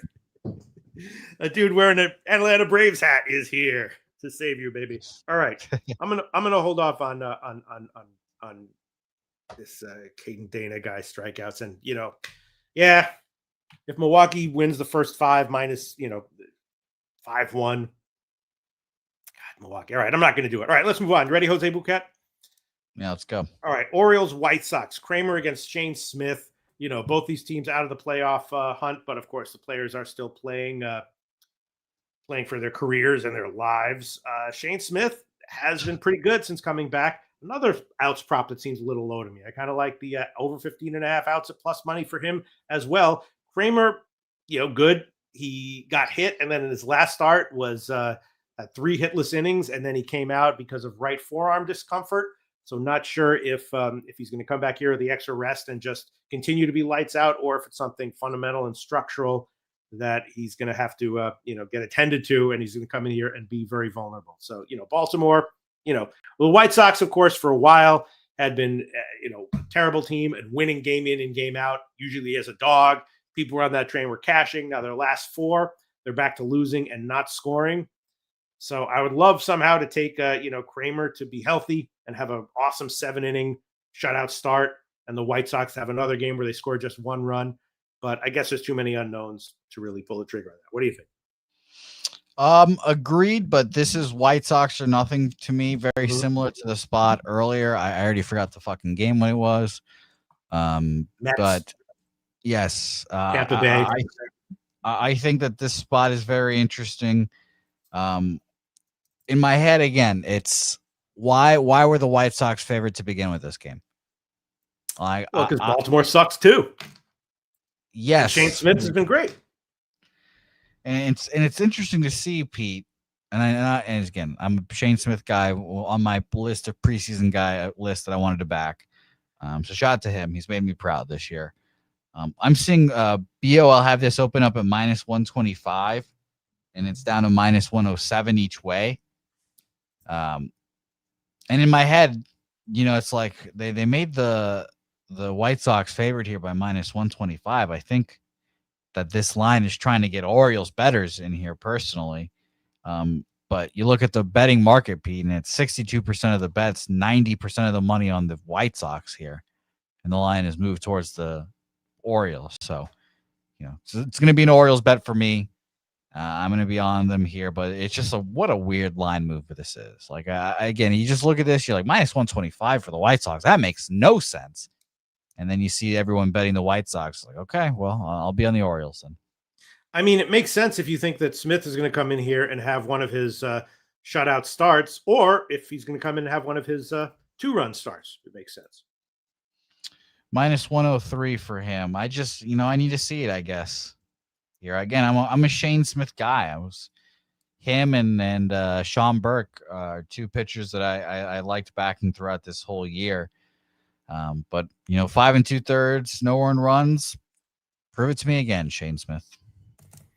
All right. Well, I'm going to take Smith over 15.5 outs. I'm seeing 125 now, but I can get probably even better. Again, that is concerning that his outs prop is so low. And he could get hit, of course. He gets hit maybe a little less than half the time. It's a low total, though. I'd be leaning. I'm sorry, go ahead. 2-0 Nats. Okay. There you go. Very nice. But also it's been low scoring to start, though, right? Yes. Yeah. What are people saying about this Orioles game, if anything? Irish King likes White Sox team total over. Turnbuckle Tommy saying, how did it move to the O's? I couldn't tell you why it's moving there, but -125 opener, now -107 each way is shocking. I agree with you. Conks Clips mentioning that was a Louisville Cardinal hat, Pete. Oh, was it? Oh, okay. And I'm looking around. It doesn't seem like there's too much on this game here. Honestly, our Irish King likes White Sox team total over. Yeah, Kramer, not exactly sure what to expect from him here because of the possible arm discomfort. But I will take Smith, another low outs total at plus money, and I guess I can't take anything with Kramer. All right, anything in the comment section that I missed, Jose Bouquet? No, I think you're good. Okay, let's move on. I'm line shopping while I'm doing all this. All right, next game on the card, Yanks, Minnesota. Minnesota won 7-0 yesterday. That was a bad spot for the Yankees, right? They were coming from the Boston series. It was Yeah, what an idiot I am not betting the Twins yesterday. God. yeah. In retrospect, that was it's just so hard to in retrospect, it's easy to see. Although, if you see it enough and call yourself an idiot enough after not doing it, they do become a little easier to see. You know what I mean? That's how I got better at college football. I saw situations over and over again that I didn't pull the trigger on, called myself an idiot each time, and eventually I started to recognize them. Good. Yeah, you definitely should have recognized it if you knew what the situation was. Did you know? Did you not know that it was a bad spot, that the Yankees were? I mean, it just makes so much sense. You just put the pieces together, obviously. Coming off of Sunday night football, Sunday night baseball, all those teams tend to struggle for whatever reason, late night, etc. And then they play their Red Sox. They get a hell of a series win. They just throw that last game because they don't give a fuck. It made sense. Okay. But you knew about it before, or did you read about it after? No, I knew about it before. It just makes sense. Yeah. And yeah, you were an idiot, but that's okay. That's all right. You live and learn. Confirm it. It's okay. Yeah. So now we got Schittler going up there with, he had a hiccup 2 starts ago, but other than that, he's been awesome. Matthews been pretty vulnerable.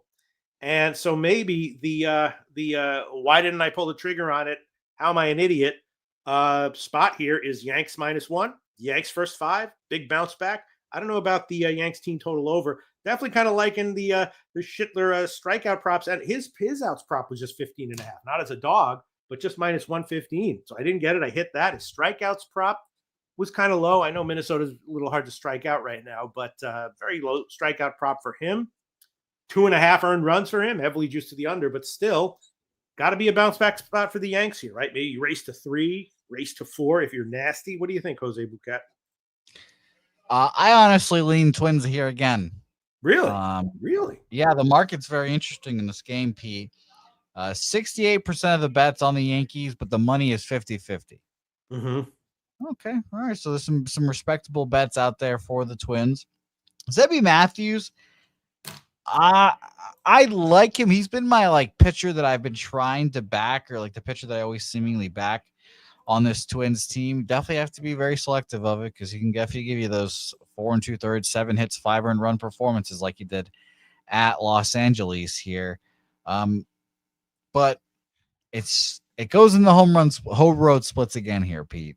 Home, 30 innings pitched, 3.56 ERA compared to a road, 39 innings pitched, a 6.23. It's a little more comfortable at home. Yankees, I will continue to not believe in. I don't think this is a good team. I would be shocked if they made it out of the American League. But everyone sucks in the American League, so it's crazy. Pete, by the way, did you see that the highest amount of wins in the American League this year seemingly is going to be a 93 around there? It will be the lowest since fucking Kingdom Come. I don't know. So it's a crapshoot to see who comes out of the American League this year. But yeah. Wow. I don't trust this Yankees team. I'd lean Twins.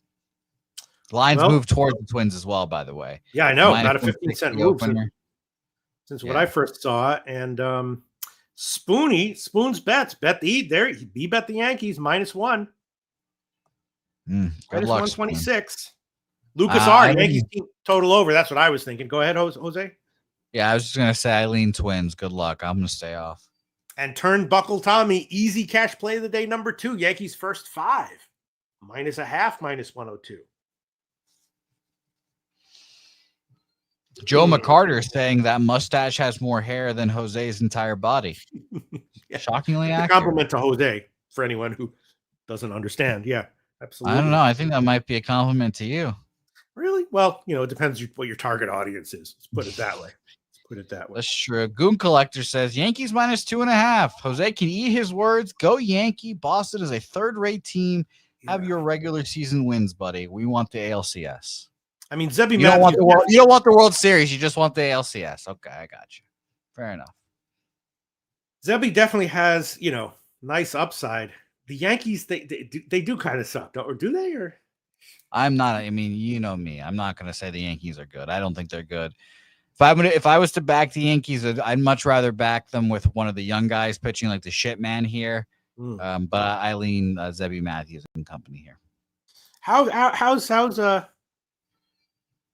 have the Yankees been against righties recently? If you don't mind my asking, Jose Bouquett. I don't mind you asking, Pete. Against righties, they are 8th best, 119 weighted runs created plus. Yeah, I mean, all right. At the very least, I'm going to take the Yankees first 5. I'm going to do the money line, of course. The line will be about Zebby -1. Matthews, Spoons is asking about Zebby Matthews lefty-righty splits here. Versus lefties, 290 average against, not good. 7 home runs compared to versus righties, a 277 average against and 3 home runs allowed. So gives up more power to lefties, better average, but it's, both are pretty bad. I mean, 277 compared to 290. I mean, good God. Yeah. All right. I'm going to take the Yankees. I'm sorry. Go ahead. I said nothing. Go ahead. Yankees first 5 for sure. I kind of want to take another outs prop with Schittler. How did I ask you how's Minnesota hitting righties recently? I'll tell you right now, Pete, and I don't mind you asking either if you had a wonder about that. 13th, 104 weighted runs created plus in the last 10, 20 days. Yeah. Yeah. Schittler, he's 24 years old, 6'6".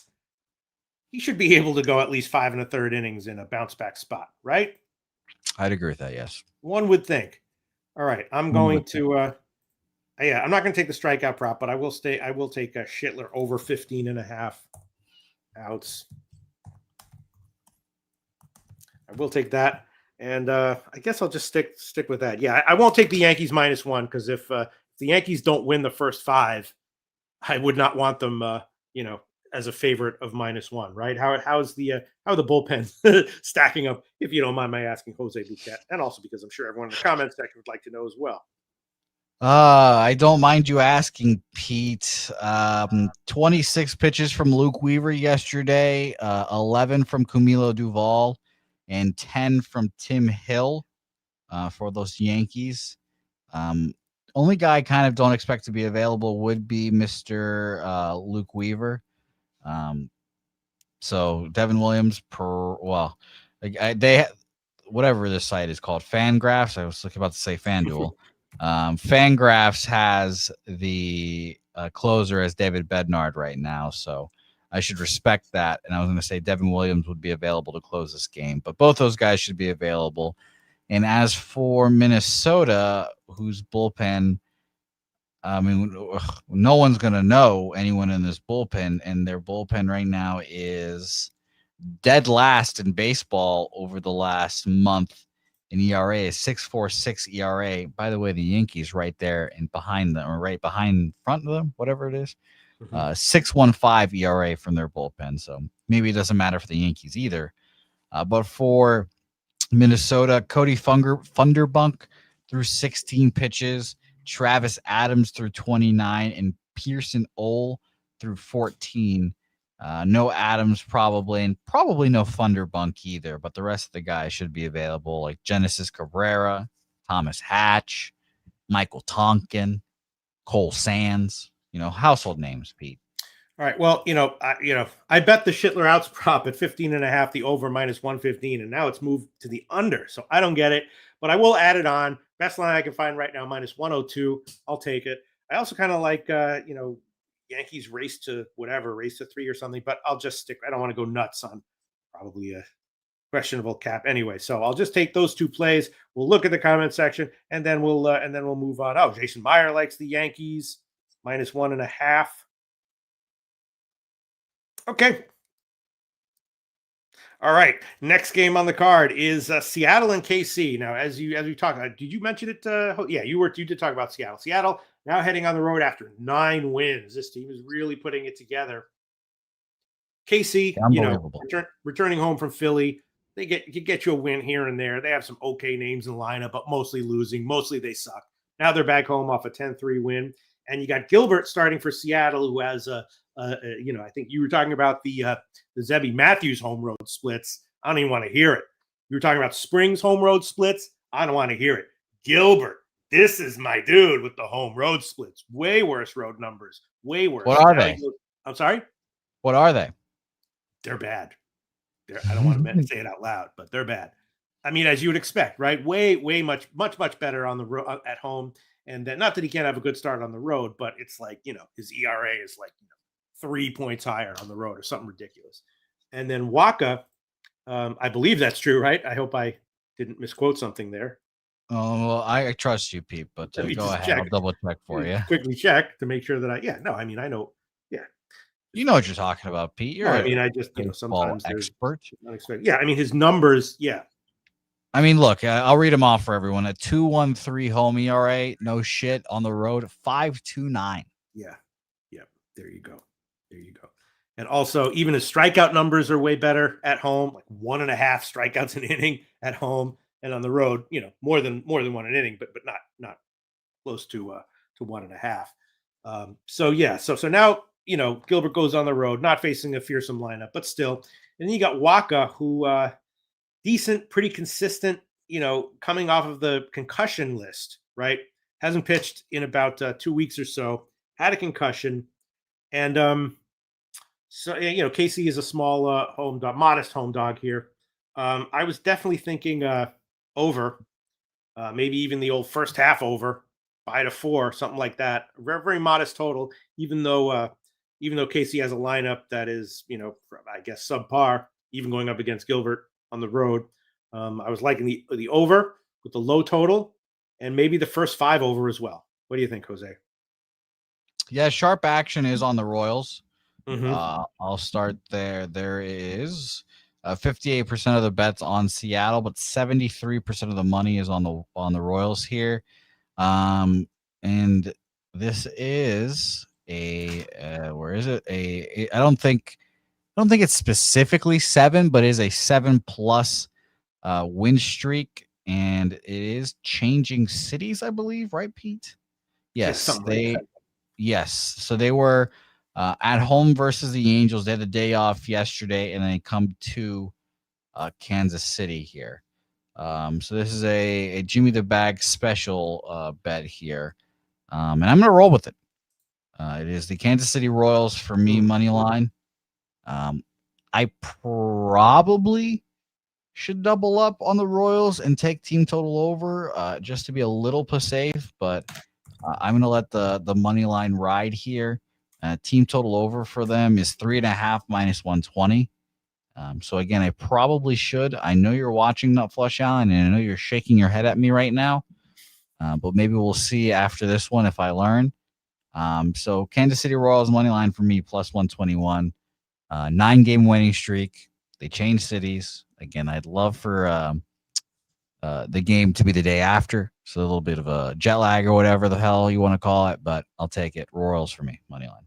All right. And I will take the first 5 over 4 minus 126, buying to 4. You can get 4.5 of plus money. I'll take the 4 minus 126.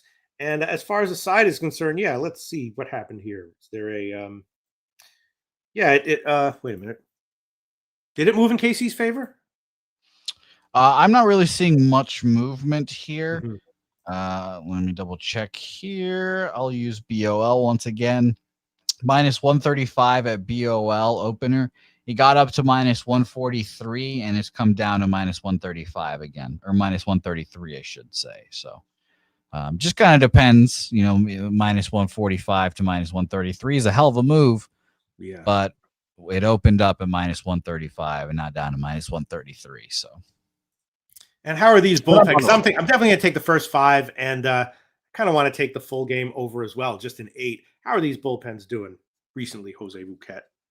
Kansas, and I'm going to shorten my bullpen sample here to just this month so far, 16 days. In the full month sample I was just looking at, the Kansas City Royals have the best bullpen in baseball. Right. And the Mariners are like 5th.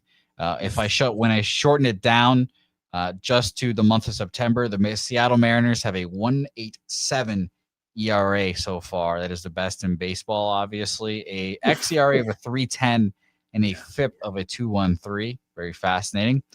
And the Kansas City Royals, 17th, 4 ERA. So there you go. Yeah. All right. I'm just gonna take the first 5 over. First 5 over.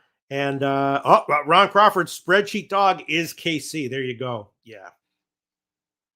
Gotta be the Shout play. out to you, Ron. I'm on with you.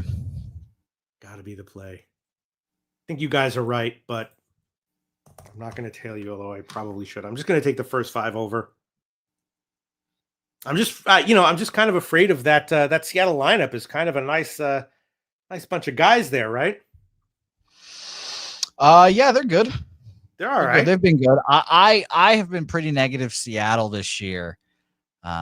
Like for example, Jimmy wanted to move on Seattle to win the division like a few months ago, really early into the season. And I was like, I think they're going to fall off like they typically do, blah, blah, blah, blah, blah.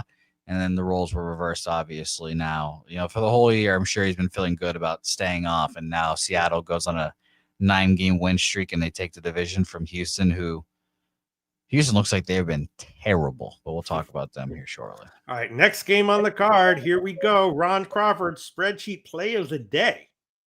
Cincinnati Reds. And this was a game I've said before, when Ron Crawford's spreadsheet play of the day is on a game where I was scratching my head when I was capping it, then that's a strong play for me. Of course, Cincinnati won yesterday 11-6. So I don't necessarily love taking a team on the road after an offensive outburst against that same team. But then you got Abbott again, obviously an excellent pitcher in general, coming off a strong, 8-inning, 100-pitch start at San Diego. So you got Abbott coming off an awesome start. Cincinnati, who had been struggling offensively, they changed up their lineup. Now they put up 11. So you're buying high, at least in terms of the most recent performance, both on Abbott and on the Cincinnati offense. But, it's not a big line. St. Louis is okay. McGreevy, kind of high volatility. He's off a great start at Seattle, though. So that comes with an asterisk. And, when he's off, he tends to give up, a bunch. So kind of high volatility with McGreevy and Abbott as well. Abbott's strikeout prop is kind of low, but that doesn't mean he's not going to have a good game. Ron Crawford, so you add all that up, and I'm very confused. I was like, this is a pass for me. And then over the top comes Ron Crawford's spreadsheet play of the day. So as far as a bet's concerned, for me, it would definitely be Cincinnati or nothing. Agreed, Cincinnati or nothing, and it's going to be nothing for me. I have futures on Cincinnati that, I have them to make the playoffs, and I'm just sitting here just hoping against hope that they can come through. But they just seem like it's going to be the Giants and them just missing out. But we'll see if the Mets really do collapse here. But it's going to be nothing for me here, Pete. I lean Reds, though. Okay. Yeah, the line has moved in Cincinnati's favor about 5 or 10 cents. So that's interesting. I agree with it. I might bet it, but I'm certainly not going to try to sneak it onto my official record. Just fading another guy 100%. All right. Now let's move on. Here we go. Texas and Houston. Houston, small dog when they opened. Kelly starting for Texas. Obviously, he's pretty good. I thought Javier was going to start, but now I'm seeing this guy Blue Baugh for Houston. Houston, of course, won yesterday. Texas, not a team I feel comfortable fading. With the pitching change, I didn't really look too deeply into it. I don't know. Makes me nervous. I assume Kelly's going to be pretty good again. He's pretty reliable. Yes. I believe in Kelly. I was a little surprised the Astros won yesterday. I think this Rangers team, or I thought this Rangers team was better going into the season. I thought this team would win the division, and injuries, whatever might have you, has slowed them down. 60% of the bets and 60% of the money is on the Rangers in this game, Pete. And unfortunately, the line has just slid down towards Houston now. It's interesting because you just mentioned that you thought it would be Javier, and with Javier on the mound, I could see like minus 110 each way, minus 120, sure, Texas Rangers. But this line opened up minus 135 Texas Rangers. And then at 8 a.m. this morning, 8:50, it goes down to minus 115. I don't know if that's when the Javier news came out. But the fact that it went down when we put AJ Blue Ball on the bump that just seems like it's an endorsement on Blue Ball. Well, also Alvarez is out. Okay, that's a good one. Is he worth a 10-cent move? Sure. well, here's this though. But Alvarez is out, but it got cheaper to bet the Astros. It didn't get more expensive to bet the Rangers. Right. So Okay. so Okay. I misheard you. Right. So it feels like the Astros are the spot. Like Mm. Again, if it was Alvarez, you would think again minus 140 Right. Rangers here, but it's getting progressively easier to bet the Rangers. You're telling people to keep betting the Rangers, and it feels like the Astros are the spot here. Yeah. This So one, I'm gonna total go pass Astros. for me. Gorky's play of the day, number 2, Cubs money line. I can dig it. I'm on Cubs first 5 plus a half run, and Horton under 4.5 hits. Gorky likes him full game. Okay, pass for me. I'm off this one. You want to move on? Houston money line plus 103 for me. Oh, okay, great. Okay, next game on the card. Here's an interesting one. Miami, Colorado, right? Colorado, of course, one of these teams that wins, one every 8, 9 games, something like that. You look at their game log, you see LLL. Oh, there's a win. LL. Oh, there's another one. LLLL. This is a bad team. Now they're at home, though, I guess trying to avoid being just horrifically bad. Freeland is definitely a competitor. His last start was great at Coors. He knows how to get results at Coors. He got ejected from his last start at Coors was great. His start after that was a start where he got ejected. So he's got a fire under him. And then you got Perez on the other side, who pretty vulnerable in general, had one start at Coors, gave up a bunch of runs. Obviously Miami overall, all things being equal, much better team. But Colorado, I would expect them to be a bigger home dog here, and they're not. I was kind of leaning Freeland over outs as well, and over strikeouts, just 3.5, liking the outs prop a little bit more, and maybe even the under 3.5 earned runs prop from Freeland. He's a fighter. I think Miami can be held down in this spot. I don't know. It's a suspiciously low line for Colorado, I think, right? I don't know if it's suspiciously low, but I agree with you. It's Colorado or nothing for me. Mm-hmm. I say this every time Kyle Freeland is on the bump here. If it's one pitcher I have to back on the Colorado Rockies, give me Kyle Freeland, because I at least know that Kyle Freeland is emotionally invested and wants to fucking win in this game. We've talked about his speech. He's a Colorado guy. We talked about all that throughout the season. And he just gives a fuck. The fact that he got thrown out of a game when your team was, fucking 50 and 100 or whatever it is, makes me feel like you care. So I think this is a Colorado spot here as well. Market in this game, 50-50 ticket splits, and we have 75% of the bets, or 75% of the money, on Miami here. Line has not really moved, minus 138 at BOL, opener minus 136 now. I think it's going to be Rockies for me here, Pete, joining and adding them on the money line too. I never expect to have big cards and suddenly just add. It's like, fuck. Yeah. But Colorado Rockies for me. And here it is, spreadsheet dog, Colorado, Ron Crawford. Shout out Ron Crawford. Yeah, let me hit Ron Crawford's music. Thank you for making me feel better about my bet. Ron Crawford.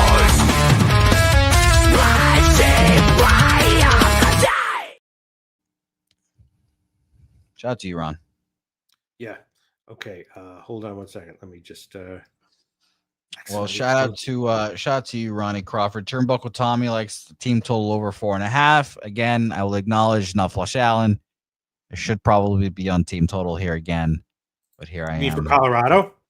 Yes, I mean, Nutflush always messages me that I should be taking these team total over on these market spots for these dogs because even if you like the under though. I mean, I understand that, and I haven't really talked to Nutflush about the under aspect of it.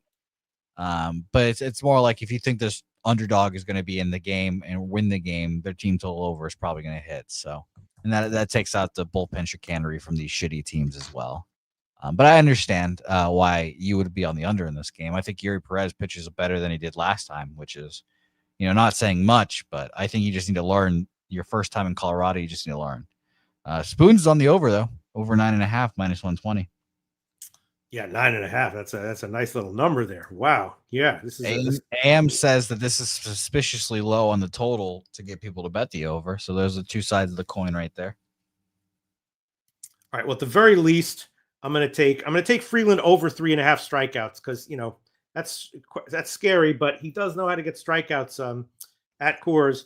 And I'm also going to take over 15.5 outs at like minus 108 or so. I like that one better, but and yeah, I also have a lean to the under, lean to Colorado. Wow, and there has been a move to Colorado. Look at that. There's been like a 10 or 12 cent move to Colorado, even from the earlier lines that were notably low. Braves, by the way, are up 5-2 now. Okay. Very interesting. Sports investor asking real quick about the most offensive friendly ballparks today. And I mean, it doesn't take a rocket science to guess it is Coors, obviously, plus 25% runs. But the next one that is not Coors is Chase Field, minus 2% home runs, plus 15% doubles and triples, plus 4% singles. That's plus 8% overall runs. And the same thing for Target Field, plus 8% runs, minus 4% home runs, plus 14% doubles and triples, and plus 4% singles there. Yeah. Man, how's Miami's lineup in general? I mean, I know you kind of throw everything out when teams go to Coors, but in general, how is Miami's lineup doing? Miami 19th. Well, this is against the lefty actually, so let me switch to lefties here real quick. 18th against lefties, 99 weighted runs created plus, bang average. Now I know it's not Coors, but against left-handed pitchers on the road, Miami 92 weighted runs created plus and 124 plate appearances. So yeah, because I kind of want to. I don't know. I want to add on like Freeland under 3.5 earned runs. I think he's going to have a good start. I'm sorry. I thought his ejected start was his last start. It wasn't. It was a start before the San Diego start where he was awesome. And then he went into the Dodgers and, gave up a bunch of runs, but still it was all right, Yeah, that was such a, again, I'm kicking myself at that one too, Pete. Such a predictable bounce back start for after that ejection. Again, he gave a fuck about Colorado, so it wasn't too surprising, but yeah, shout out to him. All right. Well, for now, I'm only going to take the outs and the strikeouts prop, but I'm going to write down my leans here. Leans are earned runs. Leans are Colorado money line. And the total is, I guess. Yeah, I got it. I mean, the total is under. It's a lean, obviously. Don't like that Spooners hit the over. But for now, I'll just take those two, I guess. All right, let's move on. Get done with this relatively quickly. San Francisco, Arizona. No pitcher for San Francisco overnight. Yeah, it's going to be Tristan Beck and mostly a bullpen day for San Francisco. Rodriguez starting for Arizona. He's facing the Giants' second start in a row. Last was at San Francisco and had a great start there. In general, he'll give up his runs and have his duds here and there, but he's a pretty reliable, solid, admirable starting pitcher. Erod. Again, his outs prop seems low to me. Over 15.5 outs at just like minus 115. He hits that like 80% of the time or something at home. But I guess the Giants seeing him for a second time and they have a lineup that can have a lot of life to it. I guess maybe I'll hold off on that one. What do you think on this game? Yeah, stay off game for me. I didn't know what to expect from the Giants pitching situation. I don't like Eddie either. The fact that the Diamondbacks are favored in this game again makes me think it's Diamondbacks or nothing. Because how good the Giants have been, but nothing for me. Yeah. Looking at Bacon likes the Marlins minus 1.5. Okay. Ronnie Crawford spreadsheet dogs are 58% this year. Holy crap. Even at minus 110, that would be a holy crap response. Yeah, that would be nice. Shout out to you, Ronnie Crawford. Dogs? Wow. My Lord. Ron Crawford. Wow. Thank you, Ron Crawford. And Colorado is a spreadsheet dog here. I mean, yeah, of course. Makes a ton of sense. Back to work, gentlemen. Oh, here we go. UEFA, Tottenham, minus 111. Copy and paste this. And Seattle, Vegas, under 162. Shout out to you, Ronnie Crawford, baby. Yeah, I kind of like the first half under in that. We'll be talking about that with Justin McKelvey. Shout out to Ronnie Crawford. Ronnie Crawford, of course, the first Seattle-Vegas game went way over. But Seattle's got to do something. You got to figure he... All right, okay. Pass on this one. Total pass. And then the last game on the card is another one that I think is going to be a pass, not because it's not interesting, but it's too interesting. Philly against the Dodgers. Philly, of course, clinched the NL East last night. So now you got Sanchez. Obviously, it's too excellent. interesting for you, Pete. What? This game is simply too interesting for you. You just paralyzed in interest. Because you got Sanchez, Ohtani, Philly after clinching the NL East, the Dodgers off a loss. Ohtani with a really low outs prop, but a really high strikeouts prop. Very, very interesting. Philly, of course, clinched the NL East last night, right? And Sanchez is starting, who's obviously excellent. Once in a while, he does get hit. Now you got Ohtani starting for the Dodgers. How deep is he going to go? The outs prop is very low. 14.5 juice to the under is what I saw. But his strikeouts prop is 5.5, slightly juiced to the over. So the props market is telling us a very short but very awesome start from Ohtani. Dodgers a small favorite. Philly with Sanchez going, but they just clinched the NL East. I think I have to pass on this one. If Ron Crawford came in with a spreadsheet play on it, I would consider betting it, but I'm going to pass. What do you think? Yeah, I think it's going to be a pass for me, but it'd be Los Angeles or nothing here. Celebrations last night in the Phillies locker room, popping bottles, the lights, everything. Good luck. Good luck today against the best team.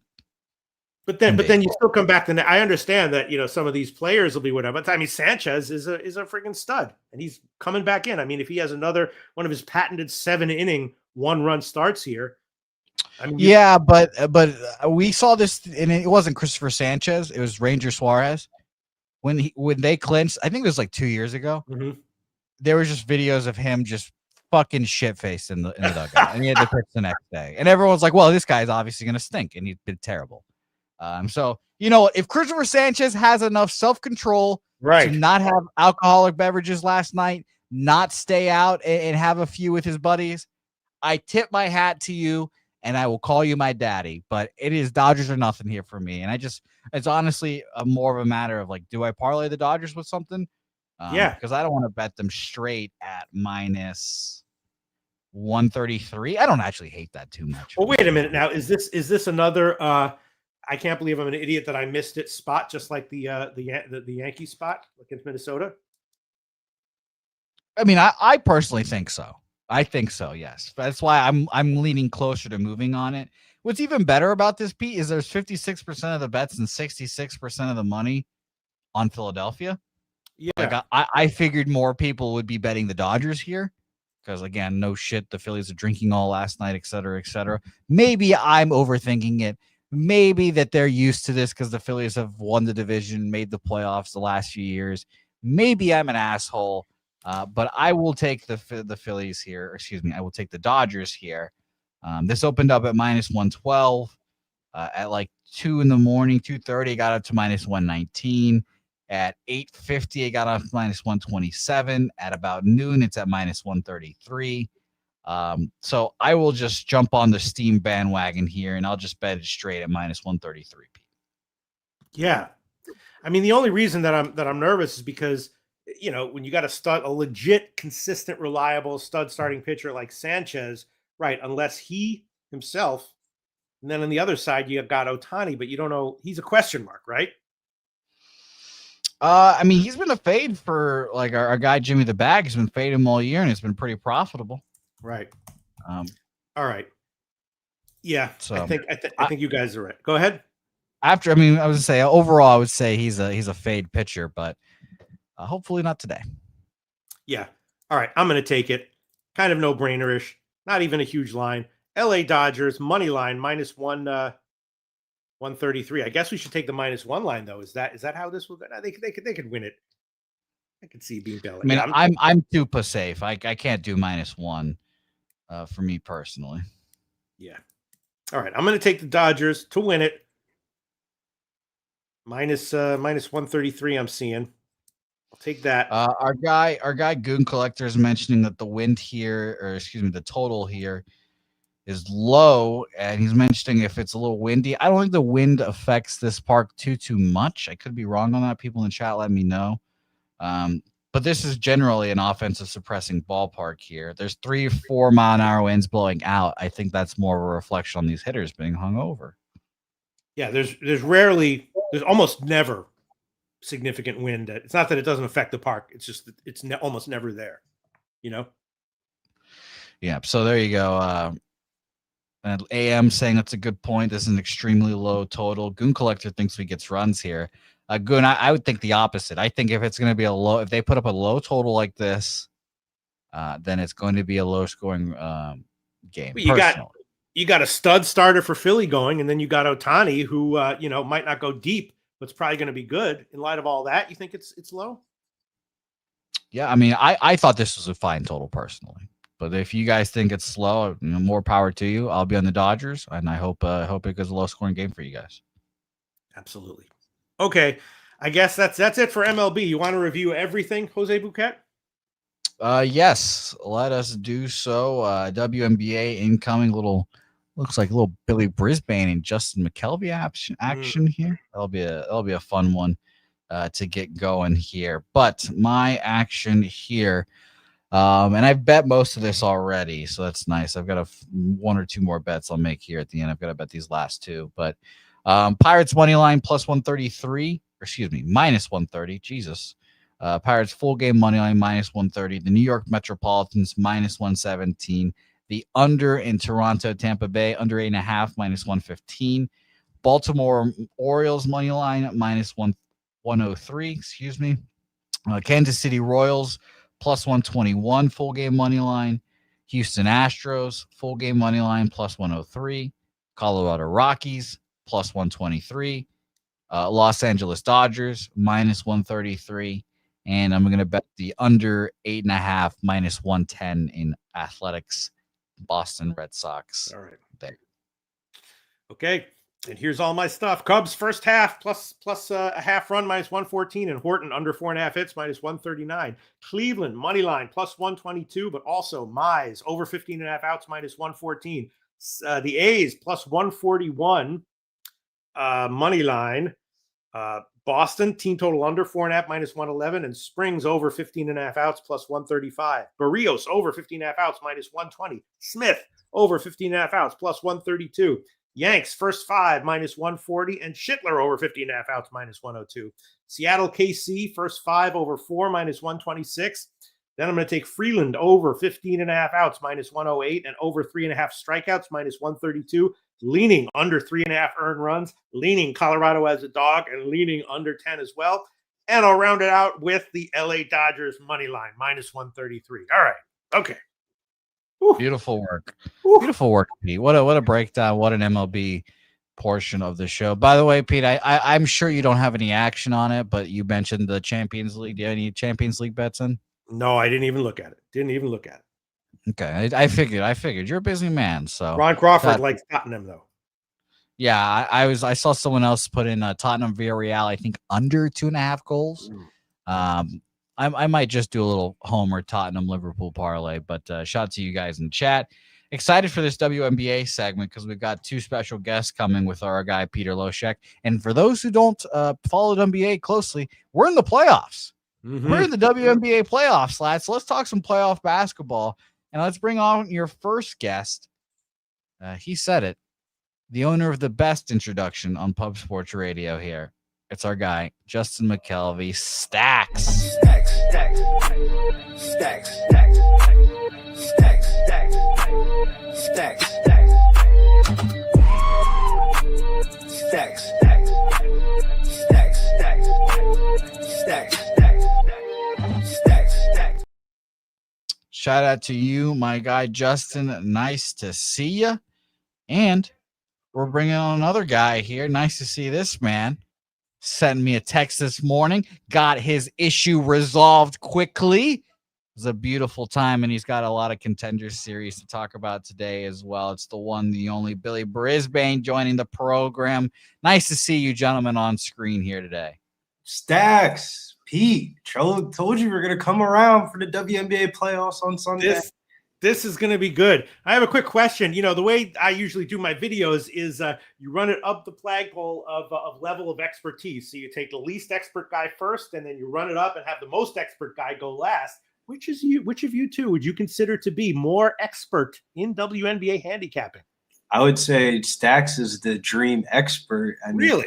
that's his hometown team. Okay, so we'll have Stacks be the expert for the dream game, and then for the other one, we'll have Billy Brisbane. We'll have Stacks open for Billy for the other one. All right, you guys ready?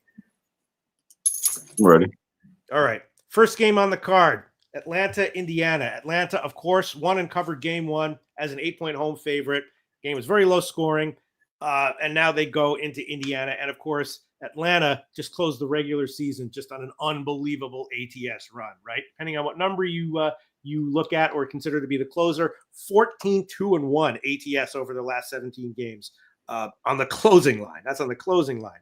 In Indiana, a season of turmoil. They closed the regular season pretty well as well, covering most of their games to close the regular season. But Atlanta, it just looks like a team of destiny this year. And they won and covered easily game one. So, the question is just, will Indiana be able to make any adjustments? I don't know. My sense is probably not. Will the game be low scoring like the first game was? I don't know. My sense is probably not. Probably Indiana will try to, change something up, maybe pick up the pace somehow. This game, I have no opinion on. The second one, I think I do. But free bet, I would definitely put it on Atlanta. That's just a free bet, though. Billy Brisbane, what do you think? Yeah, I think the Fever are going to try to show up and play their little hearts out for this one. The WNBA is a little bit different than like other sports. They only have a 3-game first-round series. So, you see a lot of the favorites cover in the first game. And then the second game, you kind of see some of these dogs get undervalued or overvalued in some situations. And I feel like the Fever are going to come out here and try to fight for the playoff lives. I don't know how well they'll end up doing in the end, but I think this goes up and over the total 159.5.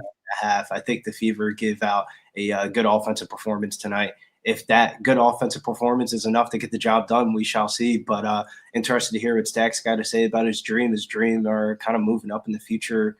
I would say the future odds are coming down a lot for the Atlanta Dream as they're imposing a deep playoff run. But I think the Fever get this one closely done tonight, close enough so we go up and over this total. I was surprised this total was in the 159 and not the high 160s. Yeah, Wager Detective like an under 159. And again, the first game, very low scoring, went under by double digits. What do you think, Justin McKelvey? Is Indiana going to be able to change anything up to win this game or cover a 4-point spread? Yeah, I got I got 3 official bets in this game. I actually fell asleep during the baseball breakdown. I sent them to Jose already. I didn't write down the odds, but I sent the odds to Jose, so he has them. But the first one is Stacks Play Today. Number 1 is Kelsey Mitchell over 20.5 points at plus 108, I think it was. And one thing about these two teams, and yes, I am a Dream fan, and I do think and hope that we win this game. I'm just not that optimistic about it. I think this is the first game in over a decade, first home game in over a decade for the Indiana Fever at home. So I think this is going to be a big giddy-up spot. It's win or go home for the Fever. And when you look at win or go home at home, first game, and over a decade at home, you got to go with the best player. CC not here, so we're going with Kelsey Mitchell over 20.5 points at plus money at plus 108. He had 27 last game against my Dream. So if they're going to fight back, it's going to be by Kelsey Mitchell driven. The second play is to be the Indiana Fever first half plus 2. I don't have the odds. I sent them to Jose. Like I said, I fell asleep and woke up in the Dodger game, luckily. I don't blame you. And yeah, I think they're going to come out here. First game in over a decade at home. Win or go home, I think they're going to come out here and throw the first punch. I expect them to be winning or a close, very, very close game at half. So I'm on the Fever first half plus 2 whenever I bet it. And I'm also on the this over. I don't know. I seen what wager put, but I don't know.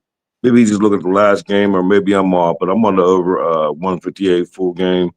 I expect the Dream to go 80 plus. 5-2-1 to the Dream on the team total over, but I'm not on that because I'm a Dream fan. I just want us to win this game. I don't care if it's by 1 or 101. But I just think the emotions and everything. I just think Indiana gonna come out here and throw the first punch. I think there's gonna be a lot of points scored, I got over 158 flat. I want to say it was like 112 whenever I bet it. And Kelsey Mitchell, stacks play today, number 1, over 20.5 points. And Indiana Fever, first half +2. I say go ahead and do the money line for real. But when I did the 2-3 zone yesterday, that's when I betted at. And I was on the island. Everyone's screaming the dream. And I don't know. I don't know if we get this one today. I love this dream team. I can't wait to watch this game. But I just think it's going to be a lot of emotions, especially early to overcome. When you talk about over a decade, it might have been like since like 2012 or 2013 since the Fever had a home playoff game. So it's going to be wild. I know in all year, at least for me, this is when you want the Fever. We want the Fever at home, with or without CC. CC ain't been there, but the Fever, especially as a dog at home, this is where you want them. So those are my 3 bets for this game, and I love all 3 spots. Yeah, I mean, Kelsey Mitchell, I totally agree with you on Kelsey Mitchell, especially if you think like I do that maybe the game will be higher scoring than the first game, maybe go over. Kelsey Mitchell, of course, put up 27 in game 1, by far their best score, and it's hard for other teammates to even get to double figures sometimes. So if they're going to win, if they're going to try to win, which they will, Mitchell's likely to have a huge game. I'm seeing like 19.5 even, not a plus money, but I guess I'm just. I agree with you that Indiana's going to come out here and throw the first punch, and I would definitely take Indiana plus the points first 3 minutes of the game. But 4 quarters, you think they can hang on like that? Or 2 quarters in the first half? Good old they have the talent. Race the 20 style. Go good. Yeah. I mean, because Atlanta was all, some teams have big home road dichotomies. Atlanta was a great road team during the regular season. I looked at that first 20 though, Briz, and yeah. And the only reason why I stayed off of it, it's just, I don't know how they're going to come out, but I just think as the first half goes and the crowd goes, like, I just think it's going to be a lot. The Dream going to have to shake it off, get punched in the face. Like, anyone who's been punched in the face always know. You come out to a fight and get punched in the face, you got to shake that shit off. And I do believe we're going to shake it off at halftime, make adjustments, and I hope that we come out and win the game. Will we? I don't know. I don't have no full game bets. I don't have no dream futures. I just want us to win every single game until the playoffs is over. I do have a prop parlay here Go ahead. I would like to give out for this game. Ryan Howard and Kelsey Mitchell both to hit 2 threes at minus 155. Try to get an odds boost on it on a sports book. Ryan Howard's been red hot. Let me read off what her totals have been. Her totals have been pretty crazy because she shoots a lot of the coach for the Atlanta Dream is a new head coach. And in college, his teams had like some of the highest 3-point attempts. Ryan Howard's gone over 17.5 points in 7 of her last 8 games. Yeah, and who's the other one? Kelsey Mitchell. Oh, okay. Yeah, that sounds good. Yeah. I don't remember. That's a little crazy today. I think that Mitchell prop is really good. Win or lose. Yeah, I saw. Look at win or lose. She's gonna go down swinging. Of course. Wow. I'm not gonna add like, that to my official anyone slate. who don't want the plus money, you could get over 19 and a half or lower. I just picked 20 and a half. I actually louder, but I made stacks 20 and a half for plus money plus 108, the first leg of the step ladder. And I'm sorry, and you also like just the full game over, right? Full game over, 158, and Indiana Fever first half +2. Oh no, okay. My computer just froze up. Can you hear me? Yes. I hear you. Okay, great. All right. Okay. I'm almost definitely going to I am. I'm going to tail that Mitchell points prop for sure. Next game on the card, another interesting one, Vegas and Seattle, right? Vegas almost as good as Atlanta to close the season. ATS just rolling. Close the regular season again, depending on your on the lines. You got 14-4-1 ATS over the last 19. That's cherry picking the endpoints. I know that, but it still just shows you how awesome they were to close the season. And Seattle was the opposite, right? Close the season, couldn't really cover anything. Got to cover here and there, but mostly losing ATS. So not a shock in light of that in game 1, Vegas was just a 6-point home fave, won by 25, right? So now they're at Seattle. Again, Seattle getting like 5.5 or whatever. Let's see. Let's see where it is now. It's 4.5. Okay, so it's gone in Seattle's favor. But again, just like covering against the Atlanta Dream, if you do that, that's something that hasn't been done that much over the past bunch of months. And so I was looking at this. I was like, man, I don't know. I was like, unless the refs give it to Seattle, I don't see how they can possibly win this game over 4 quarters. And the first game was very high scoring, of course. And I was thinking that, but the first half was very low scoring. So I was thinking that if Seattle is going to try to do anything here, they're going to try to slow it down, at least in the first half. So I like the first half under. Very treacherous to take any kind of under when Vegas is involved, but that's what I was thinking. First half under, and the move towards Seattle is very surprising, I guess. I don't know. Justin McKelvey, what's your take on this one? Yeah, I do get official play as a prop. As far as the game, I gave out on the 2-3 zone yesterday when we recorded. I gave out the Storm, and I did bet the Storm, but I'm not giving them out here. I just don't have that much confidence. I'm tired of standing in front of this Aces team publicly and embarrassing me, and I'm not doing that no more. But I did bet it. I'm not making it official.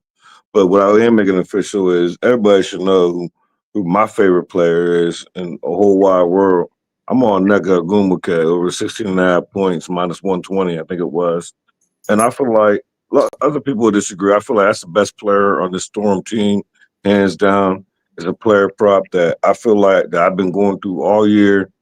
Has a hit rate. Last time me and you was on here, Pete, she didn't cash. And this is win or go home. You at the crib. Yeah. I know this is the Aces team, but it's hard to get in front of this Aces team right now. Like, it just seems like they're never going to lose ever again in life. Like, they're just lining it up and just coming out and blowing everybody out. Like, but I did bet it, but I'm not giving it out publicly. But publicly, I will give out a Nneka Ogwumike over 16.5 points. I feel like you're going to go down swinging. You're going to go down with your best player. Yeah. She had 11 points the last game. I expect a better effort. This game at home, like, it's win or go home. Like, they feel like they probably could win. I don't know. I don't know. I think they're going to keep it close. I didn't sprinkle the money line. I said on the video I wouldn't dare sprinkle the money line. I did bet the Storm. I think I got 6. But like I said, I'm not making that official. But give me Nneka Ogwumike over 16.5 points.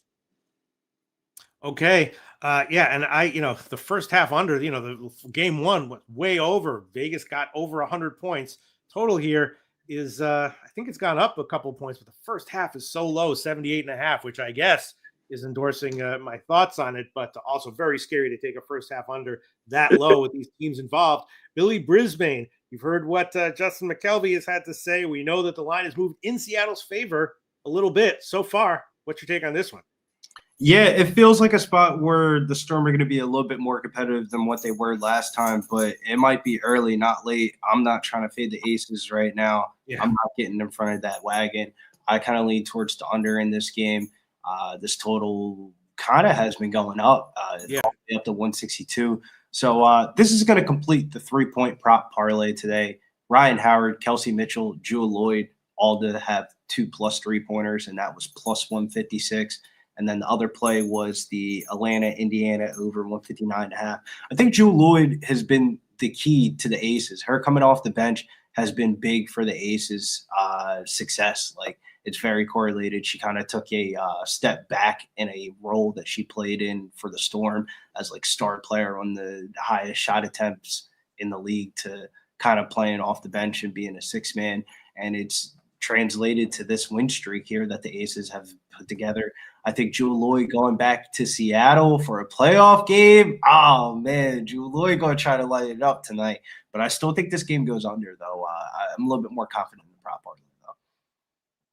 Yeah, I mean, I think if the game goes under, if I knew for a fact that the game was going to go under, then I'd be loving the first half under. I did find one book, 79 minus 112. So I will make that official. I'm just, what is Seattle going to be able to do to actually get a win or come within a few points? It just seems like unless the refs help them. If this game goes over, that means Storm will get drilled. Right. Exactly. Like, they just put up 100. There's no way, like, you can't let this Aces team score 100 points. Right. And if you're gonna let Asia go crazy, you got to slow everybody else down. Right. Like, this Aces team, was it, like 15 straight, 17 straight. Like ever since they lost by like 50 to the Lynx, it seemed like that Right. just pissed them off. And they ain't lose since.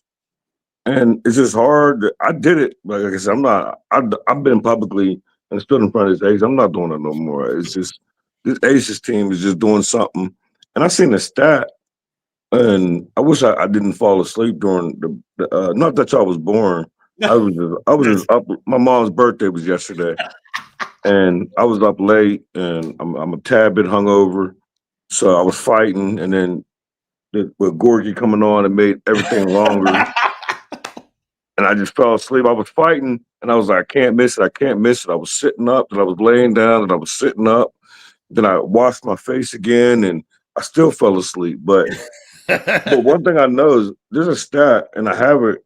I just didn't get to it. It's like in the history of WNBA, teams winning 15 straight or 14 straight going into the playoffs won the chip.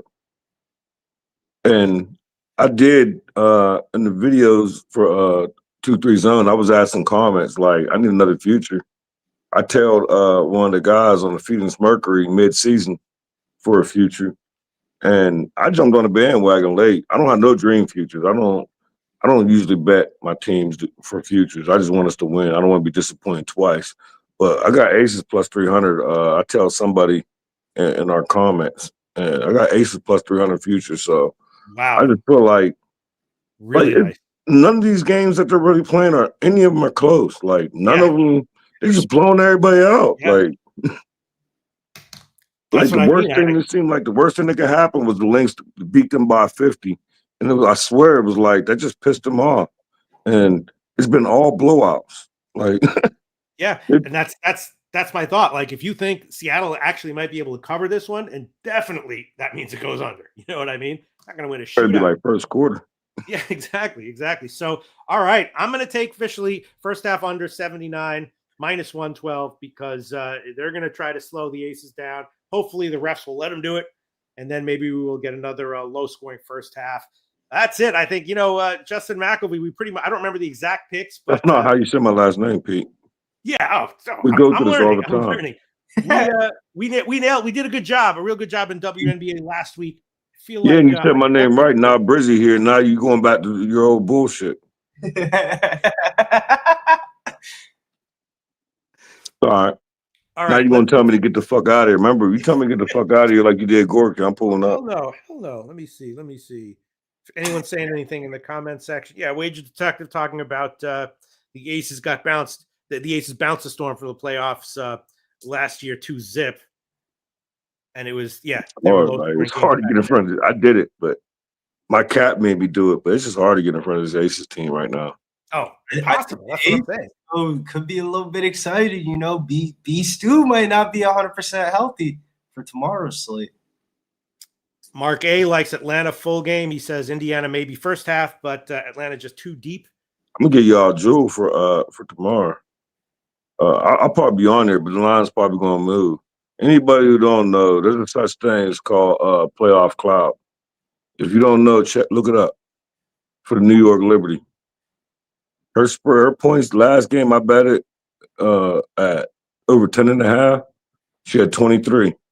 And if Stu I'm sure she's gonna play, but she's a little dinged up. But there's a such thing as playoff cloud, and her points be low.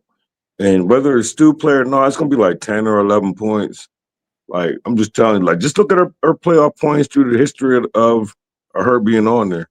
It's a real thing called playoff cloud. Mm-hmm. Her name Natasha Cloud for the Liberty. Yeah. Oh, absolutely. Yeah.